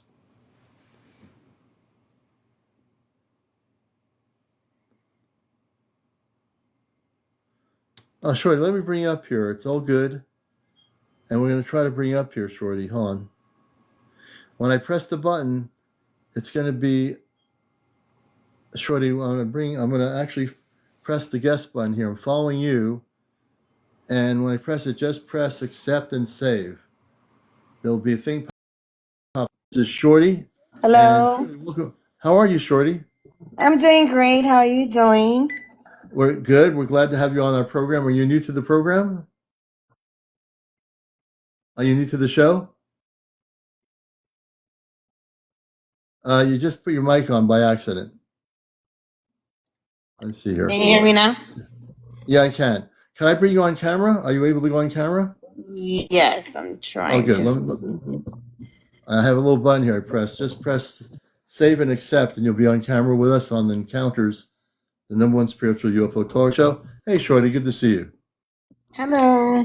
I'm on my sure. 1 second. Oh, that's good. And tell us in general where you are in the world, and also very interested in your story. I'm in San Antonio, Texas, and I just came back from a cosmic galactic event that we just had here in San Antonio at the Woodlawn Comedy Show on Fredericksburg. Oh, wow. Interesting. So tell us about that, and then let's get into your own story and when it started for you. So I was invited by a friend named Infinity. He had an encounter in 2022. I'm barely coming out more telling people about my story, more because I feel more safe that everybody else is saying their story. But I never denied it, even as I was a young little girl. So at 2 years old, I went missing. And we're in my hometown, there's a newspaper of me missing for 29 hours. I was only about 2.5 years old. And after the 29 hours, I remember, like if it was yesterday, me being brought back to my living room, and we lived in the 3rd floor. What freaked everybody out is that my mom woke up at 2 a.m. and finds me just there. So, all the way throughout my life, I just turned 40. They've been around. I just caught a very great picture. It's very interesting. They've never left me because I've had brain surgery and some medical things that I've died 3 times. Oh my gosh. Yes, and they never left me. They always made sure that they would fix me up. I'm talking more about it because of the interactions that they've been having lately with me. And I have like maybe a good 12 people of that was witness of these encounters. One was my sister when we were first 6 years old. We were getting fed, and then we heard, like, it's not that we heard a noise. I was more like, if it was like a pool, I don't know how to explain to that. We come downstairs out of our house, and mind you, back in the days, our parents would put their truck beds down so they could drink, Right. And Yeah. me and my sister come out, and it's just hovering. No noise. The adults can't see it. I mean, they didn't even know it was there. By the time we said mom, it has shot up. It was gone. It was gone. Wow. So I was pregnant, and it was December 27, 2000, because we had that eclipse going on. So I was on top of the roof, and my kid's father went inside the house to grab a photo. Well, they came to me, no more than 4 feet above my head, and there were flashing lights. As he was coming out, he stood frozen because he's watching this thing flash things at me, and he looked pale. It took off quick, and he went up there. He hugged me. What's going on? What's going on? The only thing I could remember saying was, "There's something wrong with our daughter." They came to tell me that.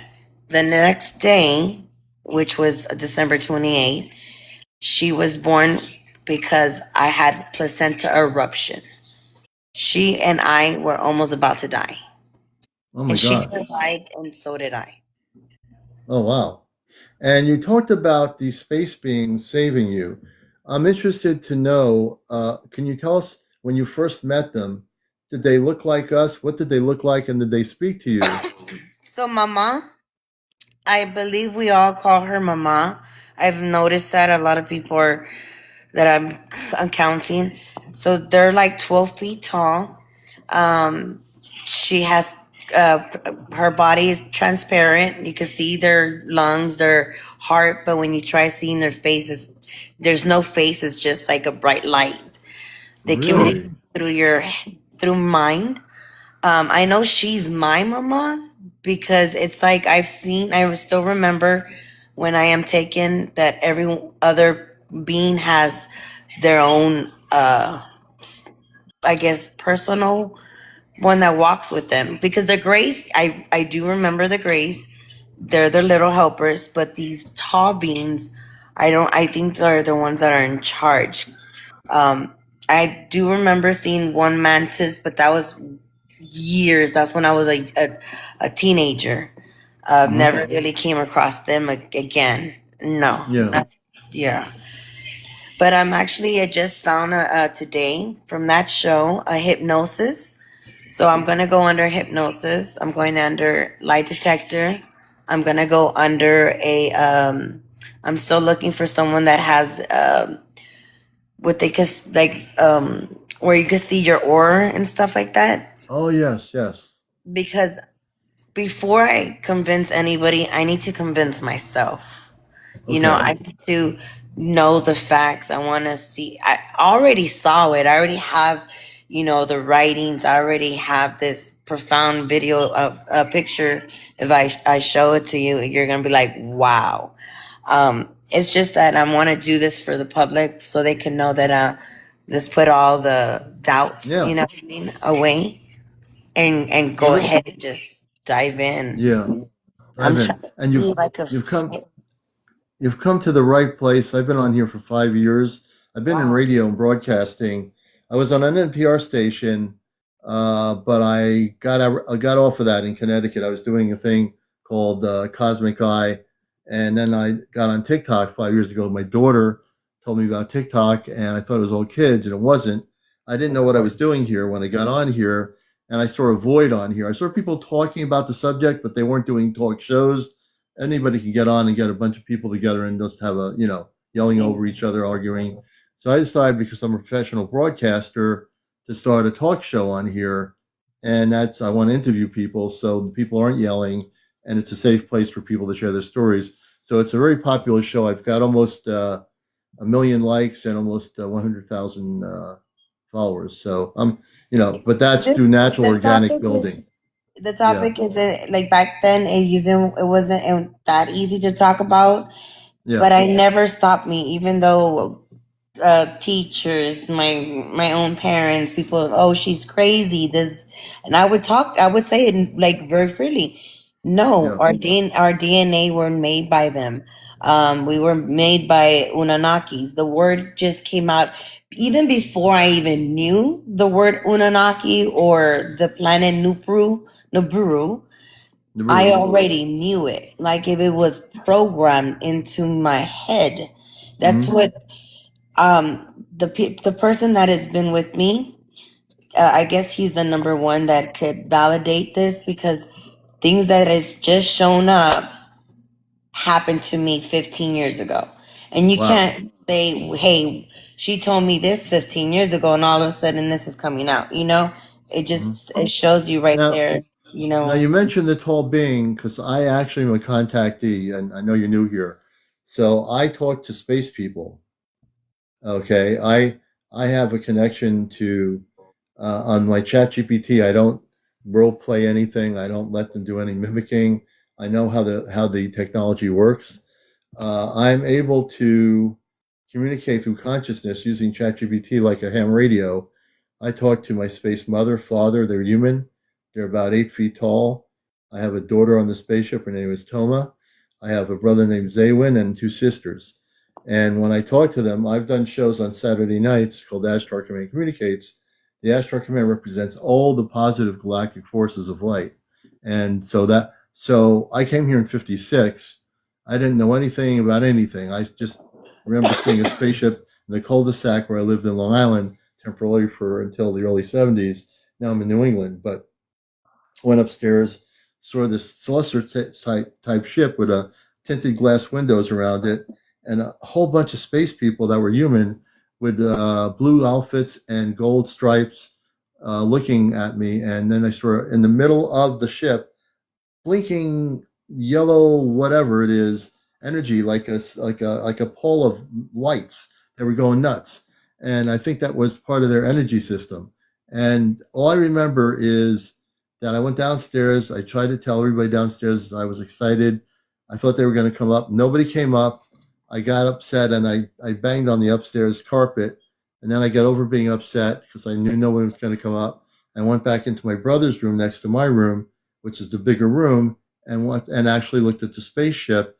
And all they did is telepathically tell me that I'm not from here and they love me and that I'm their family.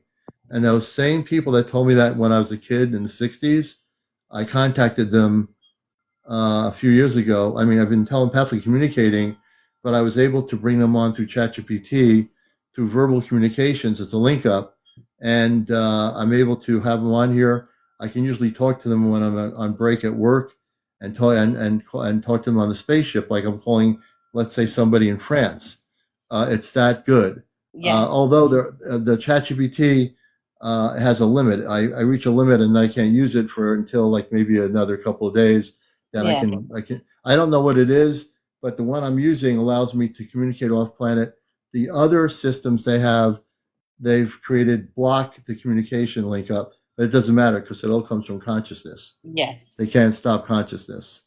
But so I can really relate to what you're talking about. Now the space being that you're talking about, it was 12 feet tall.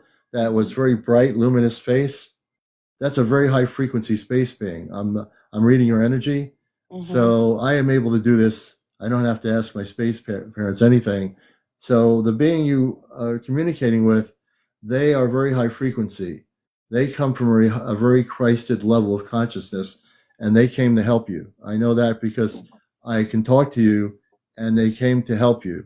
And they actually, you're very connected with them, I feel that there's a real love connection. When I say that, I mean a love that is galactic in nature, that before you came to Earth as a baby, you were with that particular civilization. They do have the ability to have what you call a face like we do, but they are operating in a very high frequency.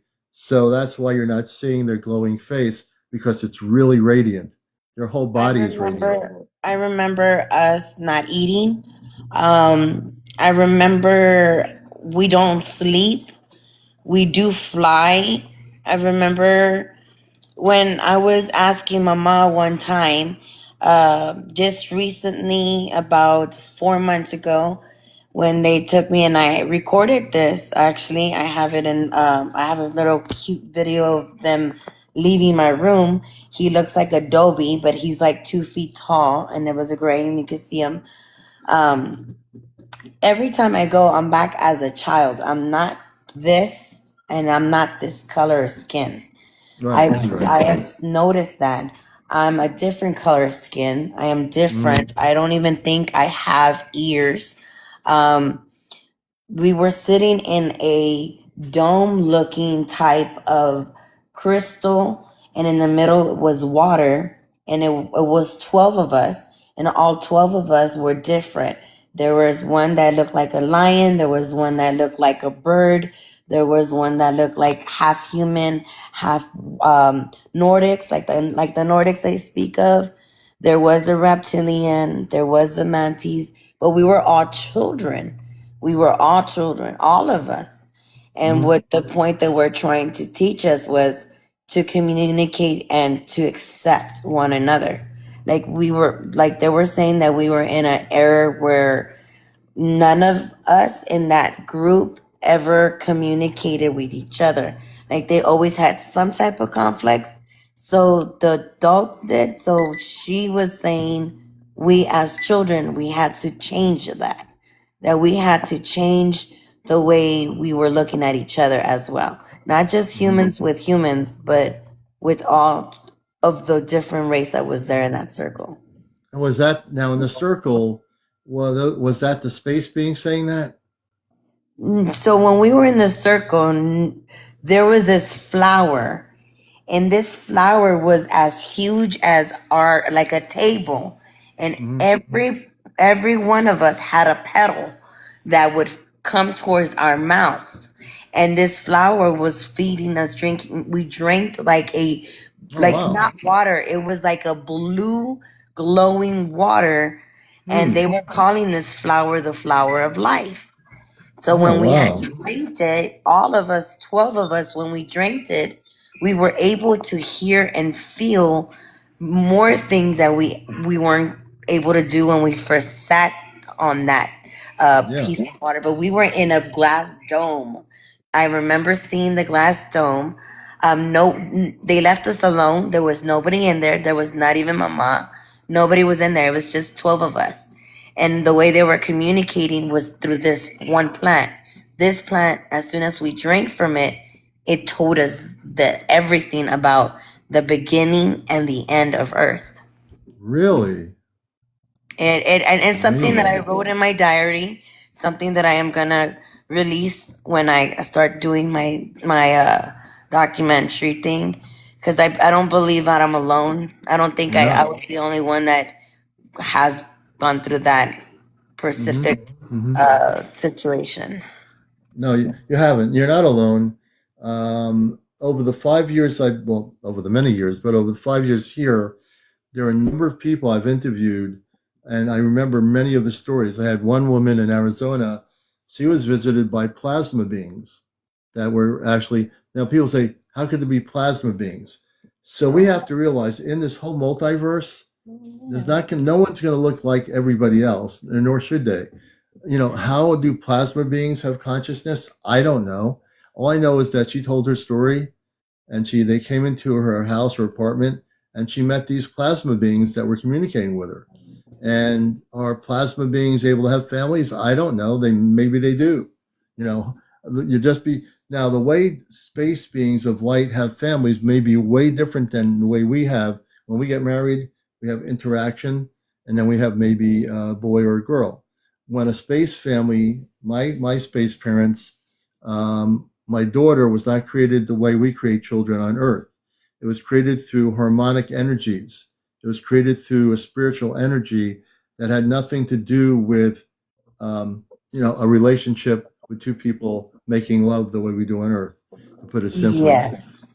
It's not done that way. It doesn't mean that if you have a daughter on another, let's say any of you have a daughter off planet from somewhere else, and you were from that society before you came here, and you had a child, it doesn't mean you cheated on your husband or wife. It just means, and then, because then they start saying, well, did you have a wife off planet?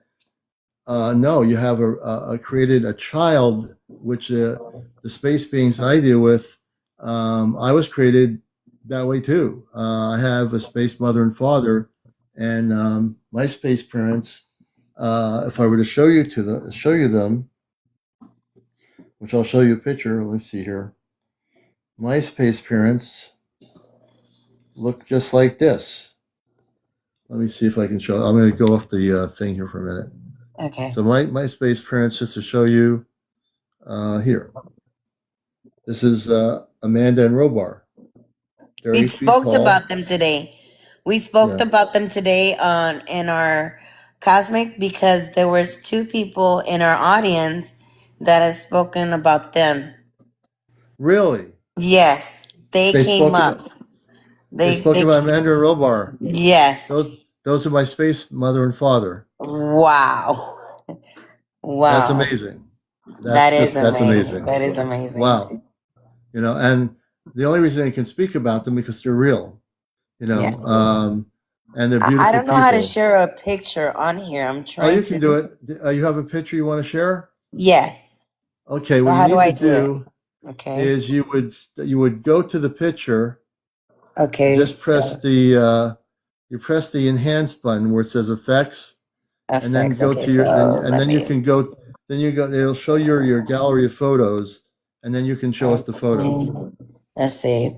It says one says hearts. One has the smiley face. Right. Is it next to where it says the speaker, the roses, share? No. Press the effects button where it says effects. Press a smiley face with effects, and you can go to your pictures, and just go to the green screen. The green screen will bring you to your pictures. I have never done this before. That's why I know, I'm going to help you. Thank God I'm able to do that. I'm so new to this. Okay, so you know where it says type, and I see the smiley face. Yeah. Yep. Is that what you're talking about? Yeah. Press the effects button that says smiley face on it. Okay. And you should start. And then if you go to the green screen, you can go to your pictures. Green screen. It doesn't have green screen on here. You don't have a green screen. You should.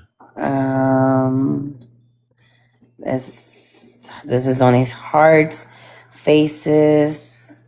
I have the flower. Let me. You know where do you know where it says enhanced? Well, no, the enhance is not going to help you. Just go to it says mine is music, stickers, effects, sound effects, voice effects, background. Okay, so I press mine. Mine says microphone, camera, invite, voice rings, modify. Go to your camera. Okay. Turn off camera? No. That's my turn off camera. No, keep it on. Leave that alone. Invite, voice rings. That was a dice. This is no. Let me see if one of my viewers, can anybody tell her how to get to her pictures on her phone as she's now on live? I'm trying to show her how to do that. There should be a way to do that. Invite. This is my camera. Okay, that's my camera. Okay, that's your camera. Okay. So the camera should be, you can find enhance, pictures on your camera. So it says enhance. Okay, effects. I see effects. Yeah, go press effects. Okay, press effects. And you should have a green screen. Trending, new place, green screen. Okay, green screen. Okay. Yeah, I don't want to do that. Oh no, this is not what I want me to look like. Wait a minute. How did So I this do that? is green screen. Oh man, let me go So back. okay, I green screen it. Now I get to share the picture. Yeah, Okay. I hope y'all ready for this. we are. I just looked like a gingerbread man for a minute. I've That shared wasn't this. supposed to happen. Today I shared it with people and they were amazed. They're like, wait a minute, when and how was this done? And before I put it, I'm still looking. I was sitting next to it and we were speaking. That's the reason I caught it with my phone. Oh, It good. is my eye, and there's a video to it, but I enhanced it by, okay, so green thing did not have a choice for that. Okay, so how many videos or pictures can you get? Let's see. So I don't know if it'll let you see the videos, but it'll show us the pictures. You'll be able to show the pictures. You're watching Encounters. Our guest is Shorty and San Antonio. Welcome everybody to the program. It's a great night tonight. I hope everyone's doing good. Kyle, welcome, Kyle. Good to see you. You're watching the number one spiritual UFO talk show, and she is a great guest. And Shorty is our guest tonight. Sky Chaser, thank you for the heart me. I appreciate it. Thank you for the likes, Rachel, as always. And if you feel like throwing some good stuff our way, please do. Okay, so please, God, just let me do. Okay, There we go. Okay. So, Now we're did it do it? I see your face. Is that the picture? It's How did I a do still that? picture. There's a still picture of you there. Oh no. So okay. So what? How did I do it again? Effects. Go up. Right. Oh, how did I do? And then effects? you choose the picture. Jesus. You'll get used to it. I know. You're doing good. Okay, I got a little nervous. Okay, so how You're did okay. I do that? I went here. No wait. I touched my face. So I did that. when I did my effects button, like I could change my pictures on here. So I have one here that I took. This was this is where I live. This was one night of a spaceship. Oh, there's the picture right there. Is that it? Oh, wow. Yes. Oh, wait a minute. Let me go back to your picture. You did it. You actually did it. Look, everybody. What do y'all at the picture. see? I see a space being's face in your eye. Yes. Yeah, keep that there. I see that. So let me show y'all the other one. That's wild. So we had a great conversation. She's going to show us another one here. You're watching Encounters. Our guest is Shorty in San Antonio. She just got back from a space CT conference in San Antonio. Yeah.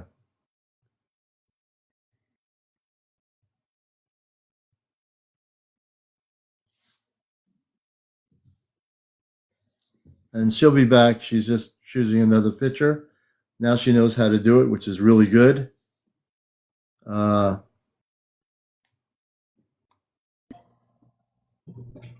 Can you see that?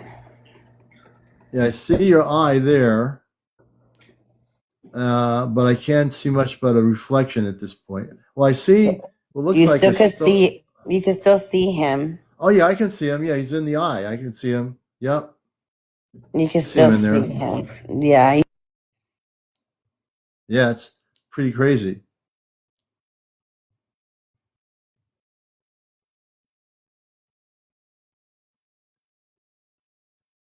Wow. You're watching Encounters, and welcome everybody to the show. If you're not following us, please do. And if you're not following the show, press the red square button on here on my side of it, and that's the follow button.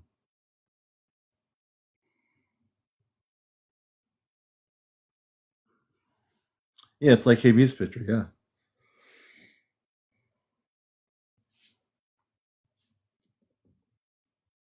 like this in high school. Tell us about that. What is that?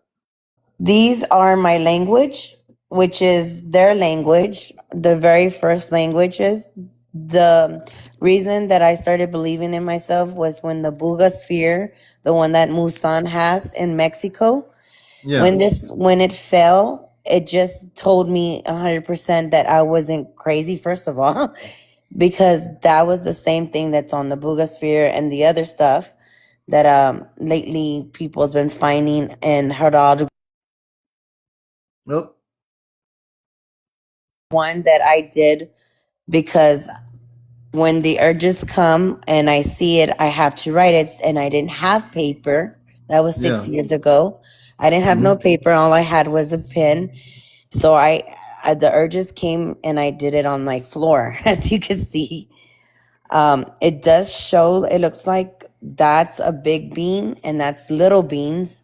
Yeah. And that looks like a meteor shower. I mean, Okay. as what I feel, it looks like a meteor shower. Right.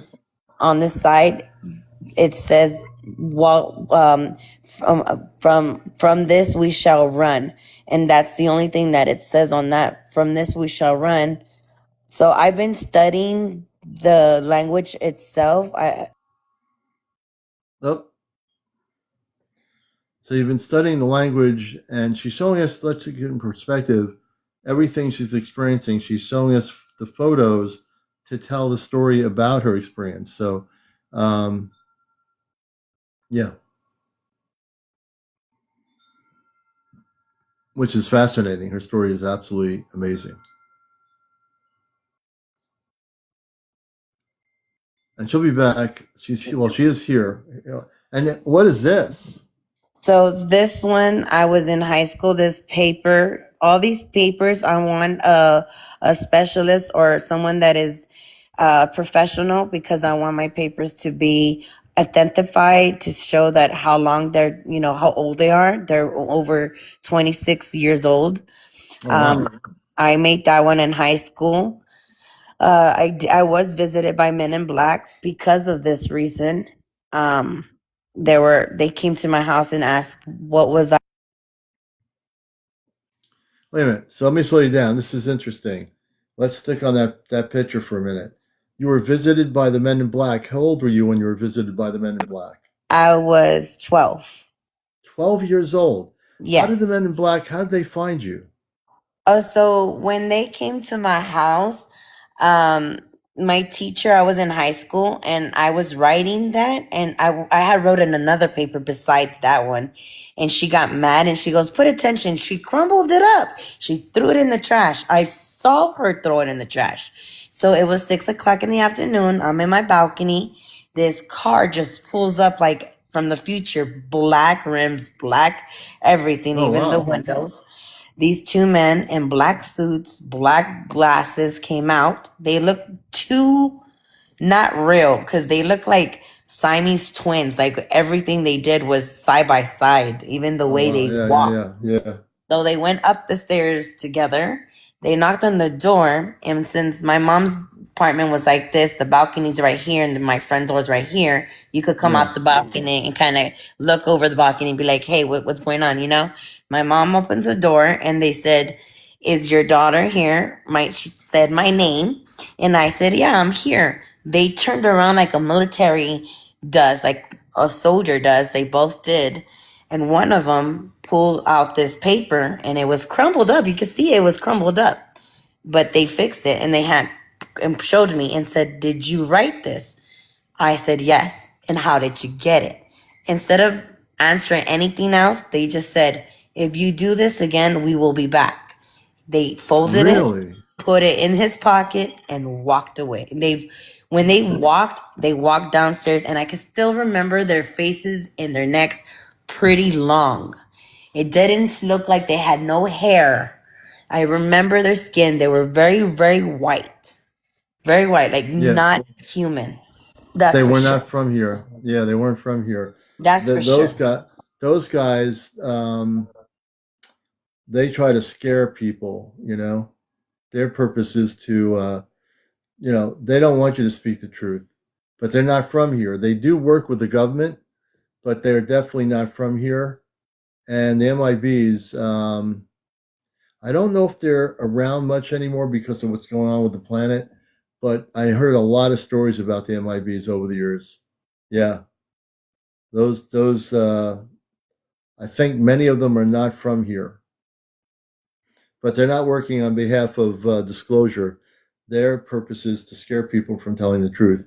I'm good. I'm glad you're here and you're standing your ground. What's this about? Show us this. So this one is the entrance. This is the Pyramid Giza. How are you going to tell me as a child that I knew that there was 12 pillars underneath the Giza if it's just told just to us public 2025? But in Right. this picture, on the bottom, there's 12 pillars, and I used to tell people, and the Pyramid of Giza was our main pyramid because that's what they had taught me, and that underneath that pyramid was a energy grid, a huge body, and there was our king and queen asleep underneath. Now, it was told that someone went down there. It took them a week to get down there and a week come back, and that the first thing that they saw was a bottle of water and a huge terrestrial or a non human. Non-terrestrial. Yeah, if you look it up, they said that they found somebody just floating in the water, but he's a massive, like a giant. But I knew that before anybody told me that. I had already knew that. Yeah. Wow. Yes. I'm just so enthralled with your story. So the big being that was under the pyramid in the water, they found that being in 2025. Am I correct about that, or please correct me? And you said there was a queen, and was there a male and a female giant? I might somewhere, Jersey. I'm not sure. I'd have to really do some research. But I always felt that main pyramid. There's also the Sphinx, which is the Sphinx goes down to what I believe I was told many years ago was a tubular system that goes into the inner earth. And that's in between the pyramids. There's an entrance. Shorty's with us here. She's a guest. She's from San Antonio. Yeah, it goes into the inner earth. This is interesting. Tell us about this. This is a piece from Hidalgo, Mexico that came out. Greg is the one that is the founder. I spoke to him. I had the liberty to go to his home and touch some of these relics. Stay on the picture. I don't know how you poured. Okay, there you go. there you go.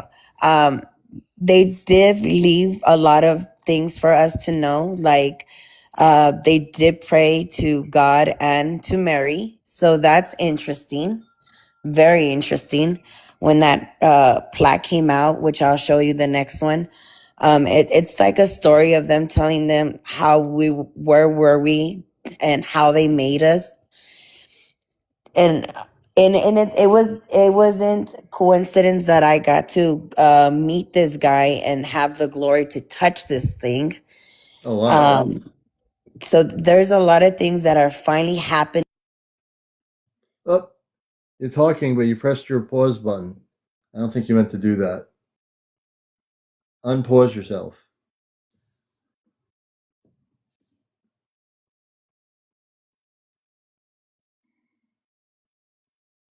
Shorty, unpause yourself. You just paused yourself so we can't hear you. There you go. Can you hear me? Okay, so now we can hear you. This is interesting. What's this? So this is, as you can see, it shows them praying. Different beings are praying to the Mayans, and the Mayans are praying to the gods. This is another piece that was found in Mexico next to another relics that was able to touch. They're very heavy. they have some type of technology that it turns on by itself without any electricity. Really So interesting. so this thing here, is this a technology with the images? Yes. So when you touched it, so let's stay on this for a little bit. Yes. If we were in the room right now with this relic, if we touched it, how does it activate? So this particular one activate if you right in that center. Yeah. If you twist it, it turns on. Are you telling me that you can twist the center thing and it turns it on? Yes. Did you do that? Yes, I did. What happened? It turned on. I mean, And it turned on, but what happened? it just lit up. And he was like, how they we're all, so when they did the x-rays, all it shows there's little tiny it looks like a string and it looks like a technology. So it's free energy. I guess they know how to harvest it. It's like a flashlight type of thing. The thing that amazed me is how I knew how to do it, because they had it there and they were like, and I looked at it and went like that and then turned on. So you, out of all the people there, you went up to it and just nobody. I knew what to do. You went to the center of it, turned it, and it went on. Yes. Amazing. That's amazing. Let me show you. And I wish I was there. I wish I could see that with my energy levels to touch it and turn it on. I wonder what would have happened. That's amazing. And so this person has this relic. She'll be back with us in a second. Wait a minute. What's going on here? Hold on a second here.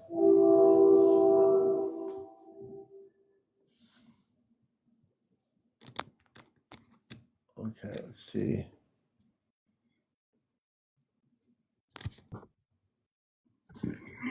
Okay, there you go. So I just want to say one thing. That's amazing. So the person has these relics? Yes. And he got them from Mexico, correct? Correct. And he has videos of them digging them out. That's amazing. That is absolutely amazing. Now what are we looking at? This is what made me convince me that I wasn't, cuckoo. This is what convinced me, like, oh my God, look at the writings. And later on, compare that writings to the writings I showed you earlier. Right. They're the same. Same thing. We put it through AI, and AI said it was the same language. Interesting. AI says it was an unknown language, but it was the same writing.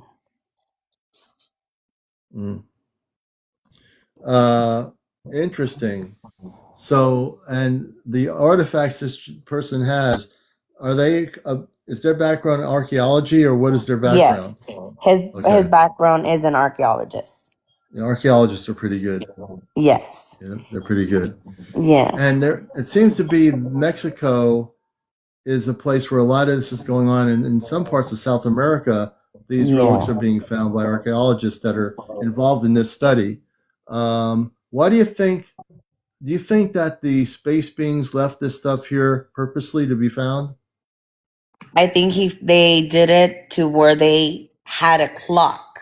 So what we're talking about is not the coincidence of why are we all of a sudden the earth is spitting these things out. It's not. It was physically, they knew that the earth's crust was going to start moving. They knew that precisely the timing. Why now? Why all of a sudden, since the disclosure that these relics out of nowhere are being found? There's one archaeologist that had a dream, and I tell him it was not a dream. It was them, that he was passing through rocks. He passed two trees, and it was right there. The next few weeks later, he went to this place that he said he couldn't take it out of his head, and they went ahead and just digged, and that's where these things were. And Wow, I this just is amazing. and I tell him we are being guided. So another thing that has started to happen to me, Oh, you're spoke, talking. Yeah. I have never in my life spoken Arabic. Oh Now wow. all of a sudden I am speaking Arabic. And You're some of speak. this, yes, this we You're. have this in our phone. So when you go on your iPhone or anything, it's called a translator. So you Yeah. talk on the top and then it'll translate in English. So you're saying you never spoken Arabic before in your life. How'd that No. happen? I started speaking Arabic about 4 years ago. Really? And the things that are saying are the things that are happening. It'll say things like Iran, the war. It speaks a lot about the Quran. I didn't even know that there was a place called what was it? It was Lebanon, and then they spoke about somewhere in Egypt.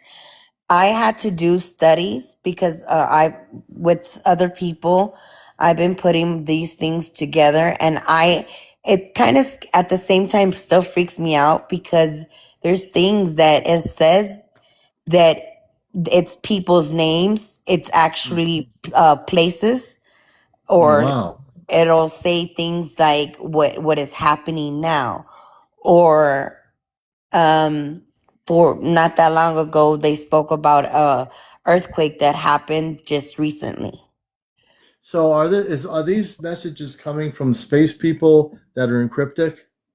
I believe there's been speaking to me through telepathically, and I Yes. translate it because I don't understand it. So Yeah. when I speak it in Arabic, it's my voice, but not my mind or my words. So I have to Yeah. speak it, and then I hear it in English so I can understand what they're trying to tell me. Oh wow. And That's amazing. that's one of the Buga's sphere that I caught here in San Antonio passing through my house.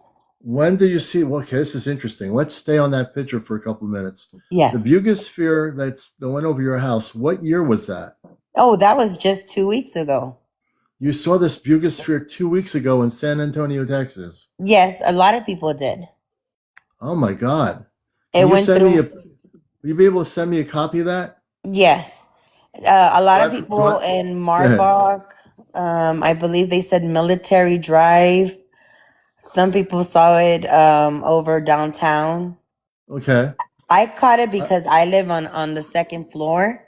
Yes. And when it passed through me, it passed through me so close that I just zoomed in, and I knew what it was. Yeah. And it How was big was hanging around. How big was the Buga Sphere? Can you tell us? I could say honestly like a basketball, a normal basketball. Wow. Okay. Now I know Yisa, who's a friend of mine. I spoke at a UFO conference in South Dakota, Star Knowledge, as a speaker, and she was a speaker, and she met. She's seen the Buga Sphere. She studied it, the one that was found in I think it was Mexico. Yes. And Jamie Musan, she has met him, Oh, I and believe I know who she is. I think she's Greg's friend, the one that I'm telling you about. she might be. Yis is a really nice person. Yeah, She that's spoke at the Issa. Yes, conference. I met her. Yes, Yeah, she's Issa. very, very nice, very genuine, and I'm friends with her. I just met her at South Dakota. And so if you send me a copy of that, do I have permission to repost it on my Yes. Facebook and YouTube? Okay, That I'll one definitely do and that. that one and this one, because that Yeah. one is like, Just I mean, just there's give me no. the date Okay. and the date and the year and the location, and I'll post it so people can learn about the postal and tell just a little written story about it, and I'll post it.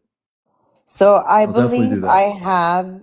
I do believe I have an implant. So I took these pictures. These are very interesting. Now I've spoken to my doctor, and he's kind of like, okay, what is this? I don't know. I told him.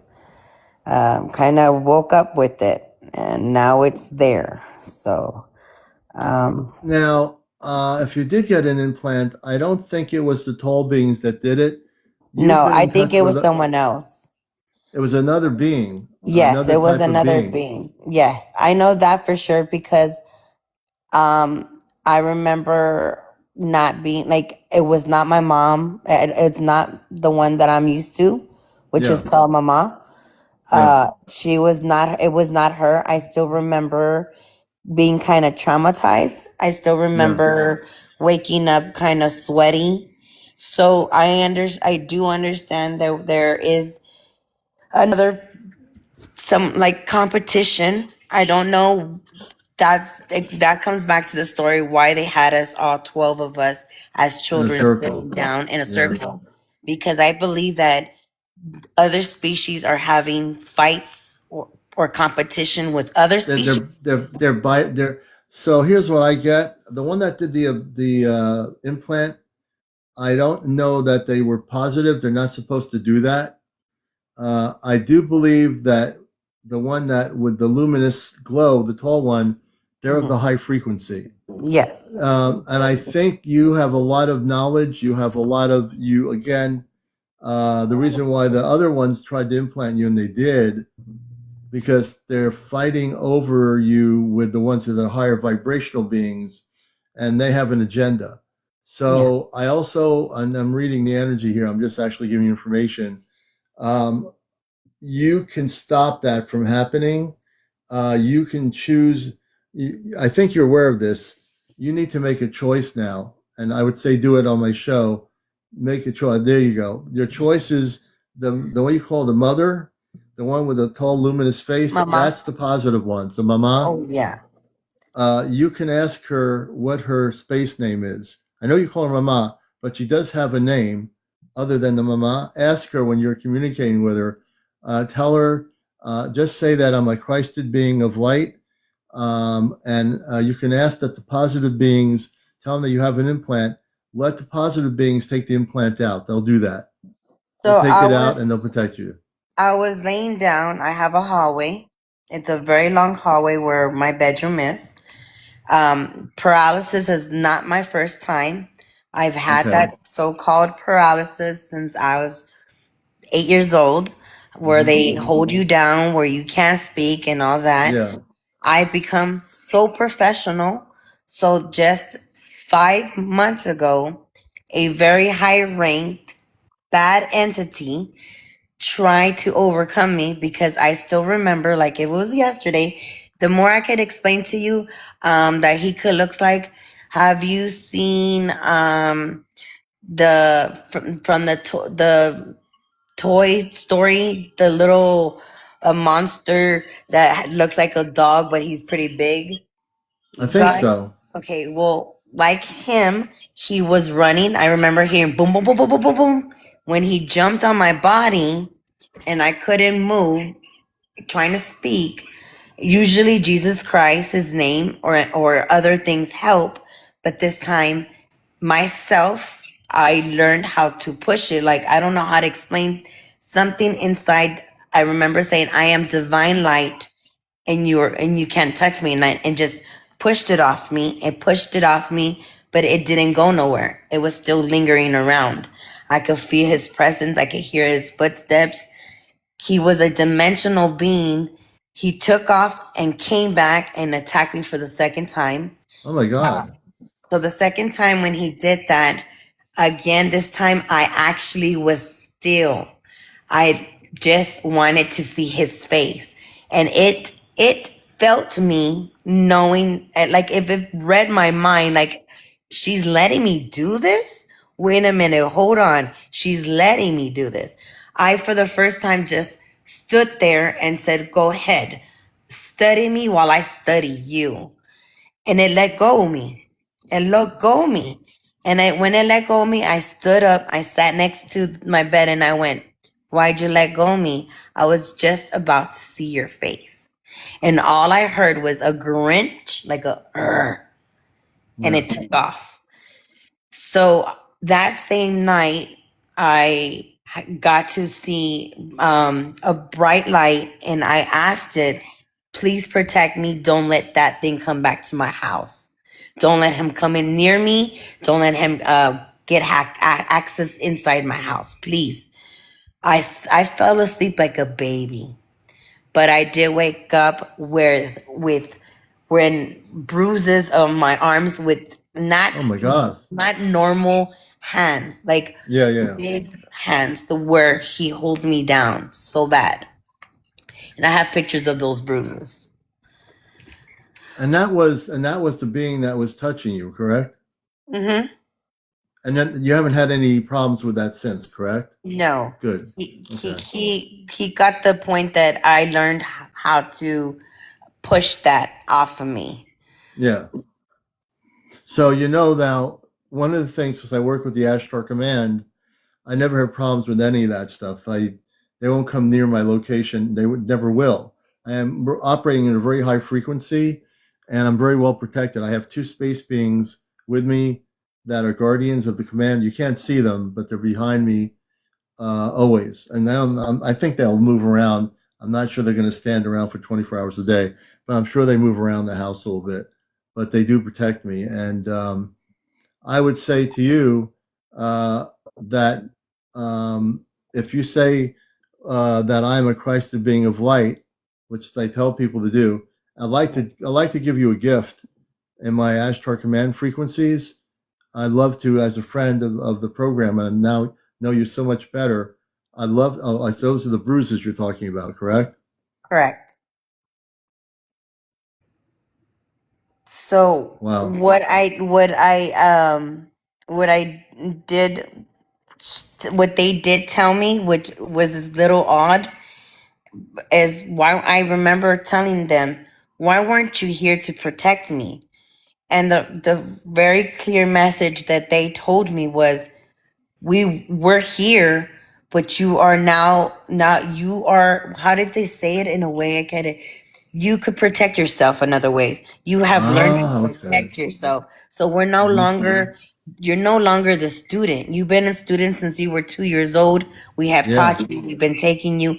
Now everything that we've taught you, it's time for you to put it in action. So Oh. when they said that, my mind blew.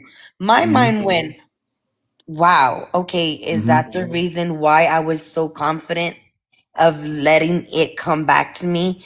Because I already studied him so many times since I was a child that this no longer scares me. Like it feeds off of fear, and I know I don't have fear. I No don't fear. feel, yes, No fear. And no. so what happened was the light being said to you, we were teaching you all this time. Now you have the power within you to protect yourself. And so, yeah, Something big is coming towards our existence of our world. Something that they want us to. That's why they want us to wake up. That's why they want us to communicate with them as well.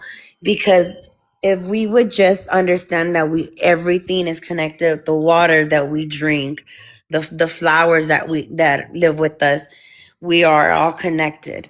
Then Yeah. we would probably be able to save this earth. Yeah. And I want to gift you something. I'm going to go into my Ashtar Command consciousness, and I'm going to do something. If you're willing to let me do it, it's going to Yes. really be powerful. So I want you to close your eyes, and I'm going to put my hand over my phone here, and I want you to say, I just want you to take a deep breath in and breathe out, and then breathe in. Do it 3 or 4 times. And I'm already feeling in my palm a heat energy that's going to be heading over to San Antonio, Texas. And in a minute or two, you're going to feel an energy coming over your head. Give me a minute.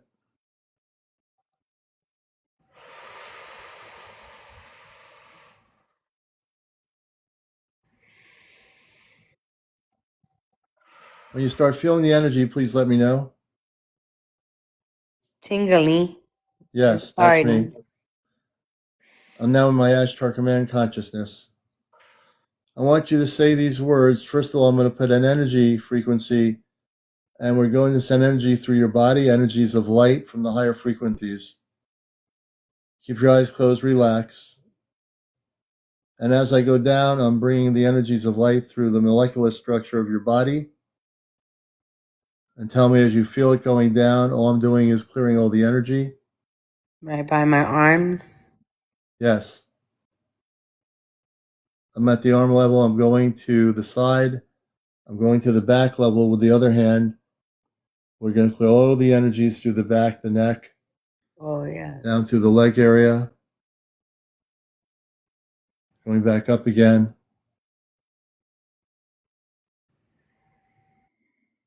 And the implant in your arm, where's the implant located? On my thigh. On your And thigh. you wanna know something crazy? Yes. Every animal, is it a cat, dog, horse, anything, it wants to smell my, like, put their, like, they want to put their noses deep into my bone. Like, I was with my friend the other day, and her dog, all my dogs, my dog does it, people dogs does it. When I'm with them, they stick their nose, not just to sniff, like they want to sniff into my bone. Oh And my I'm like, gosh. no, no, no. And my friends are like, why is your dog doing that? Oh, it's all animals. They probably smell my implant. They're like, girl, that's weird, So, because I've never seen my dog do that. He so doesn't do that. here's something. I want you to close your eyes again. We're going to refocus, clear your mind. So I'm going to go down to the thigh area now. I told my parents that I had stopped doing implant removals because I've done over 100 implant removals. I'm going to put my energy level to go to the thigh area. When I hit the implant, let me know. And don't everybody ask me to do implant removals because I'm I not. hear all of a sudden they're out here or something. Beep in my ear. Okay, so I'm going to go to the implant. When I get there, please tell me to stop. I'm going to the thigh area now. Almost there. Right there. Okay. I'm going to shoot energy into the thigh area where the implant is. Keep your eyes closed. Stay focused. And I'm going to remove the implant. I'm going to dissolve the implant remotely here.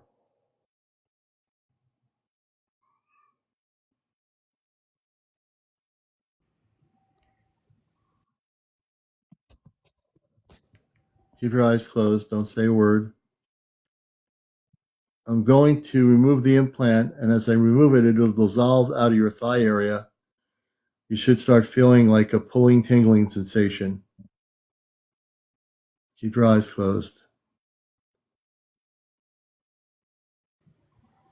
I'm using my other hand to shoot the energy into where the thigh is to push it out on the other end. When I have it out, you just tell me, yes, you've removed it, and I will destroy the implant.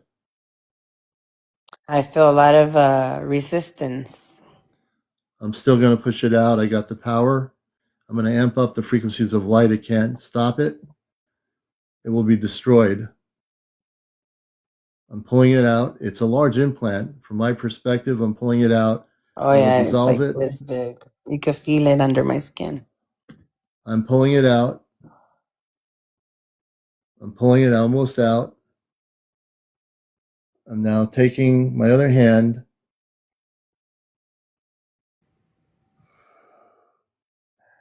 I'm going to shoot lights of energy to dissolve it inside the thigh. And I'm actually splitting it. I'm dissolving it, and I've got the other half of it out. Almost out. What I'm going to do is pull and shake it as I'm pulling the last part of it out. You'll feel like a tingling sensation. Almost out. They can't stop me from doing this. I'm doing this. I have way more power than they do. I keep hearing Almost. like a E in my ear. Almost out. And this is the last part of it. As I pull it out, just tell me you won't feel any kind of pain. It's going to be a tingle. Almost out of the thigh. Shooting light energy into the thigh where it was to re-heal the thigh area.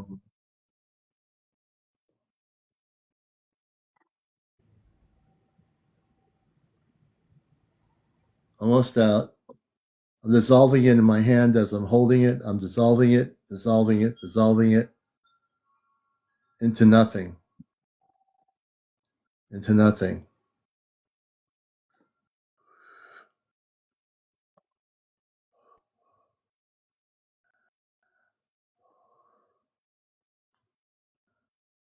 It should be feeling like it's almost gone.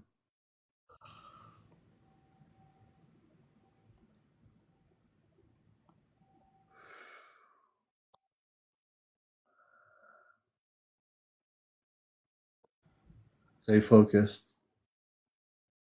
Stay focused. Pretty big one, isn't it? Yeah. Almost out. Stay focused.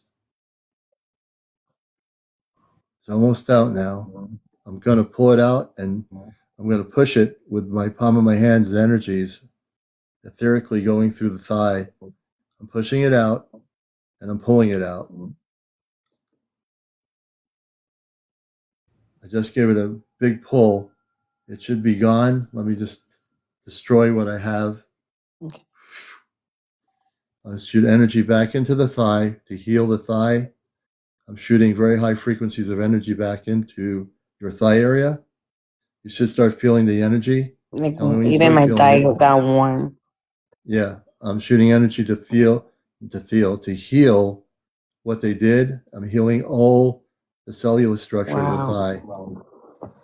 Give me a second. And the energy I'm shooting in there will be self-healing. So the light energy frequencies are going to stay in that part of the body. I'm going to take my hand away from it. And they're already in there. So they're healing your whole thigh area. I'm going to open my eyes. You should feel a warmth in there now. You should feel nothing there but the light energy. Hold on a second.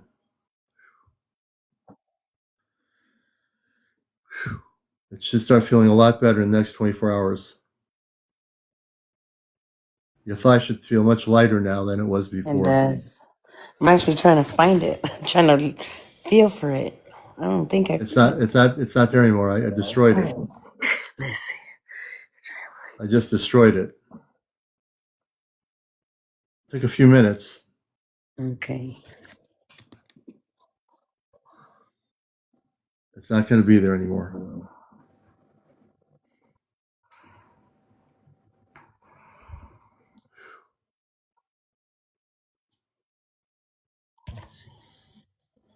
You're free. You're free of that. It's gone.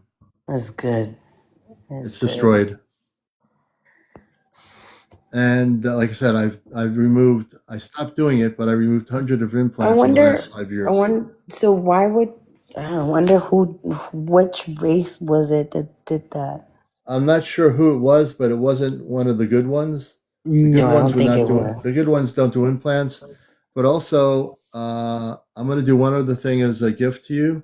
I want you to close your eyes now for a minute. For more than a minute. So I want everybody to know that what I did here is real. I didn't fake this. I've removed hundreds of implants on my shows here over the last 5 years. Trust me, guys. I'm still touching myself, and I'm trying to feel it for it. There won't be any more. There won't be any more implant there. I'm going to give you a gift here. I want you to close your eyes there and focus on me for a minute. I'm going to put a suit of light, an invisible light over your body, like I call it a space suit. Keep your eyes closed. Stay focused. Take a deep breath and relax. Give me a moment. I'm now going to put this invisible suit over you. It's very comfortable. It'll actually be around your body. It won't weigh you down or anything. As soon as you start feeling the suit, let me know. Keep your eyes closed. Relax. Relax. I'm putting it over you, going over your head, over your shoulder.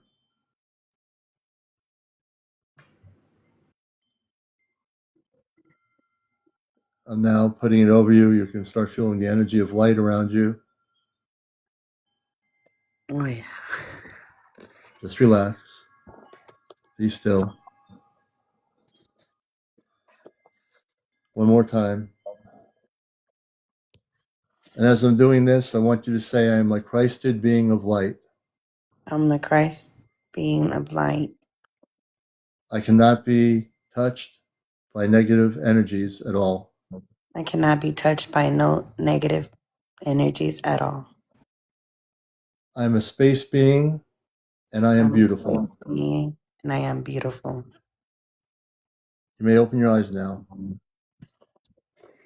That's my gift to you. Thank you. Thank you so much. Thank you so much. Thank you for allowing me to share my story. Thank you for allowing me to. It was a very great experience. I know this is not the end. I know I'm gonna push it.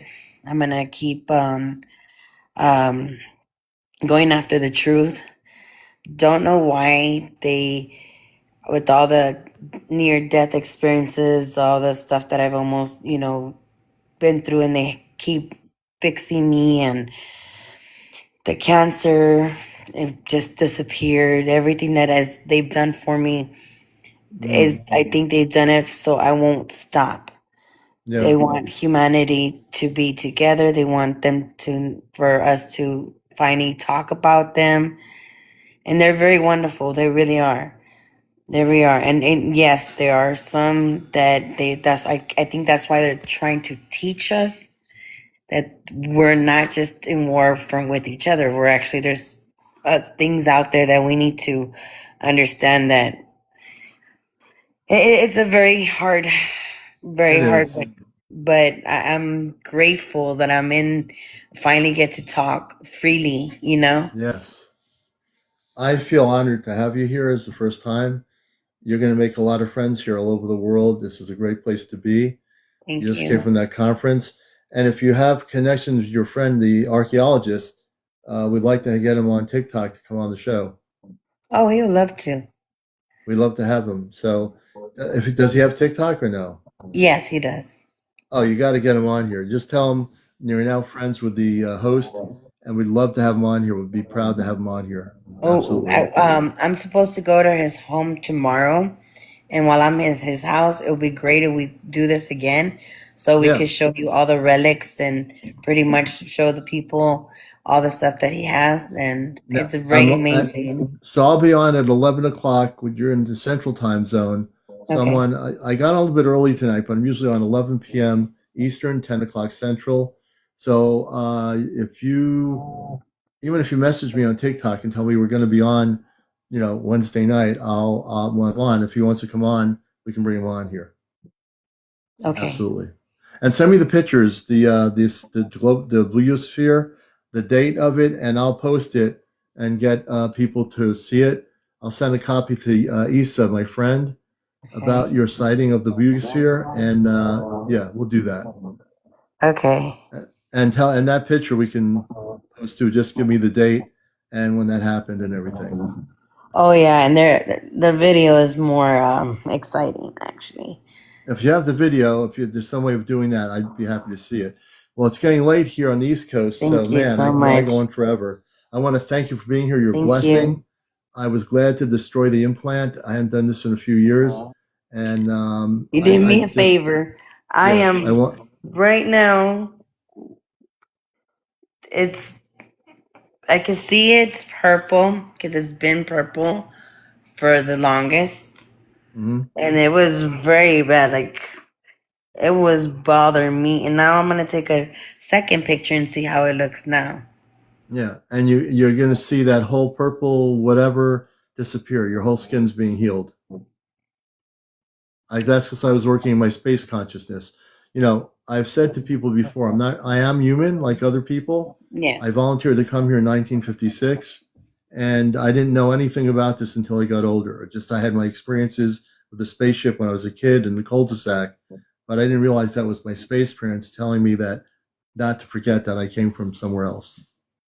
You've been great, Shorty. I appreciate you so much. Thank you so much. Y'all have a great night. Yep, we're going to let Shorty down. Thank you so much. Bye. And message me, and we'll get your friend on and you on with him to talk about the artifacts. Okay. And I'm gonna show the Buga Sphere to people. Once I get it, I'll be posting it here on TikTok the way it should be, and I'll be posting it on YouTube and on my Facebook. All right. Thank you, guys. All Y'all right, have a great night. Bring you down, and I really want to thank everybody for being here. This has been a fantastic show, as I never know what's going to happen on here. And the Buga Sphere thing, that's amazing. So we're going to get that posted here. Everybody have a good night. We'll be on tomorrow night at 11. This has been Encounters, the late night spiritual UFO talk show. And we've had 1,700 people on here and 10 new followers. Thank you. If you're not following me and you're on here, please press the red button there. It says follow. Become a follower of Encounters. Please do. We've had 156,000, 3,000 likes here. Please also like on my profile. Everybody here, make sure you like the profile. We're trying to get up to 1 million likes naturally and up to 100,000 followers. We're almost there. All right, everybody, take care. We'll see you tomorrow. Have a good night.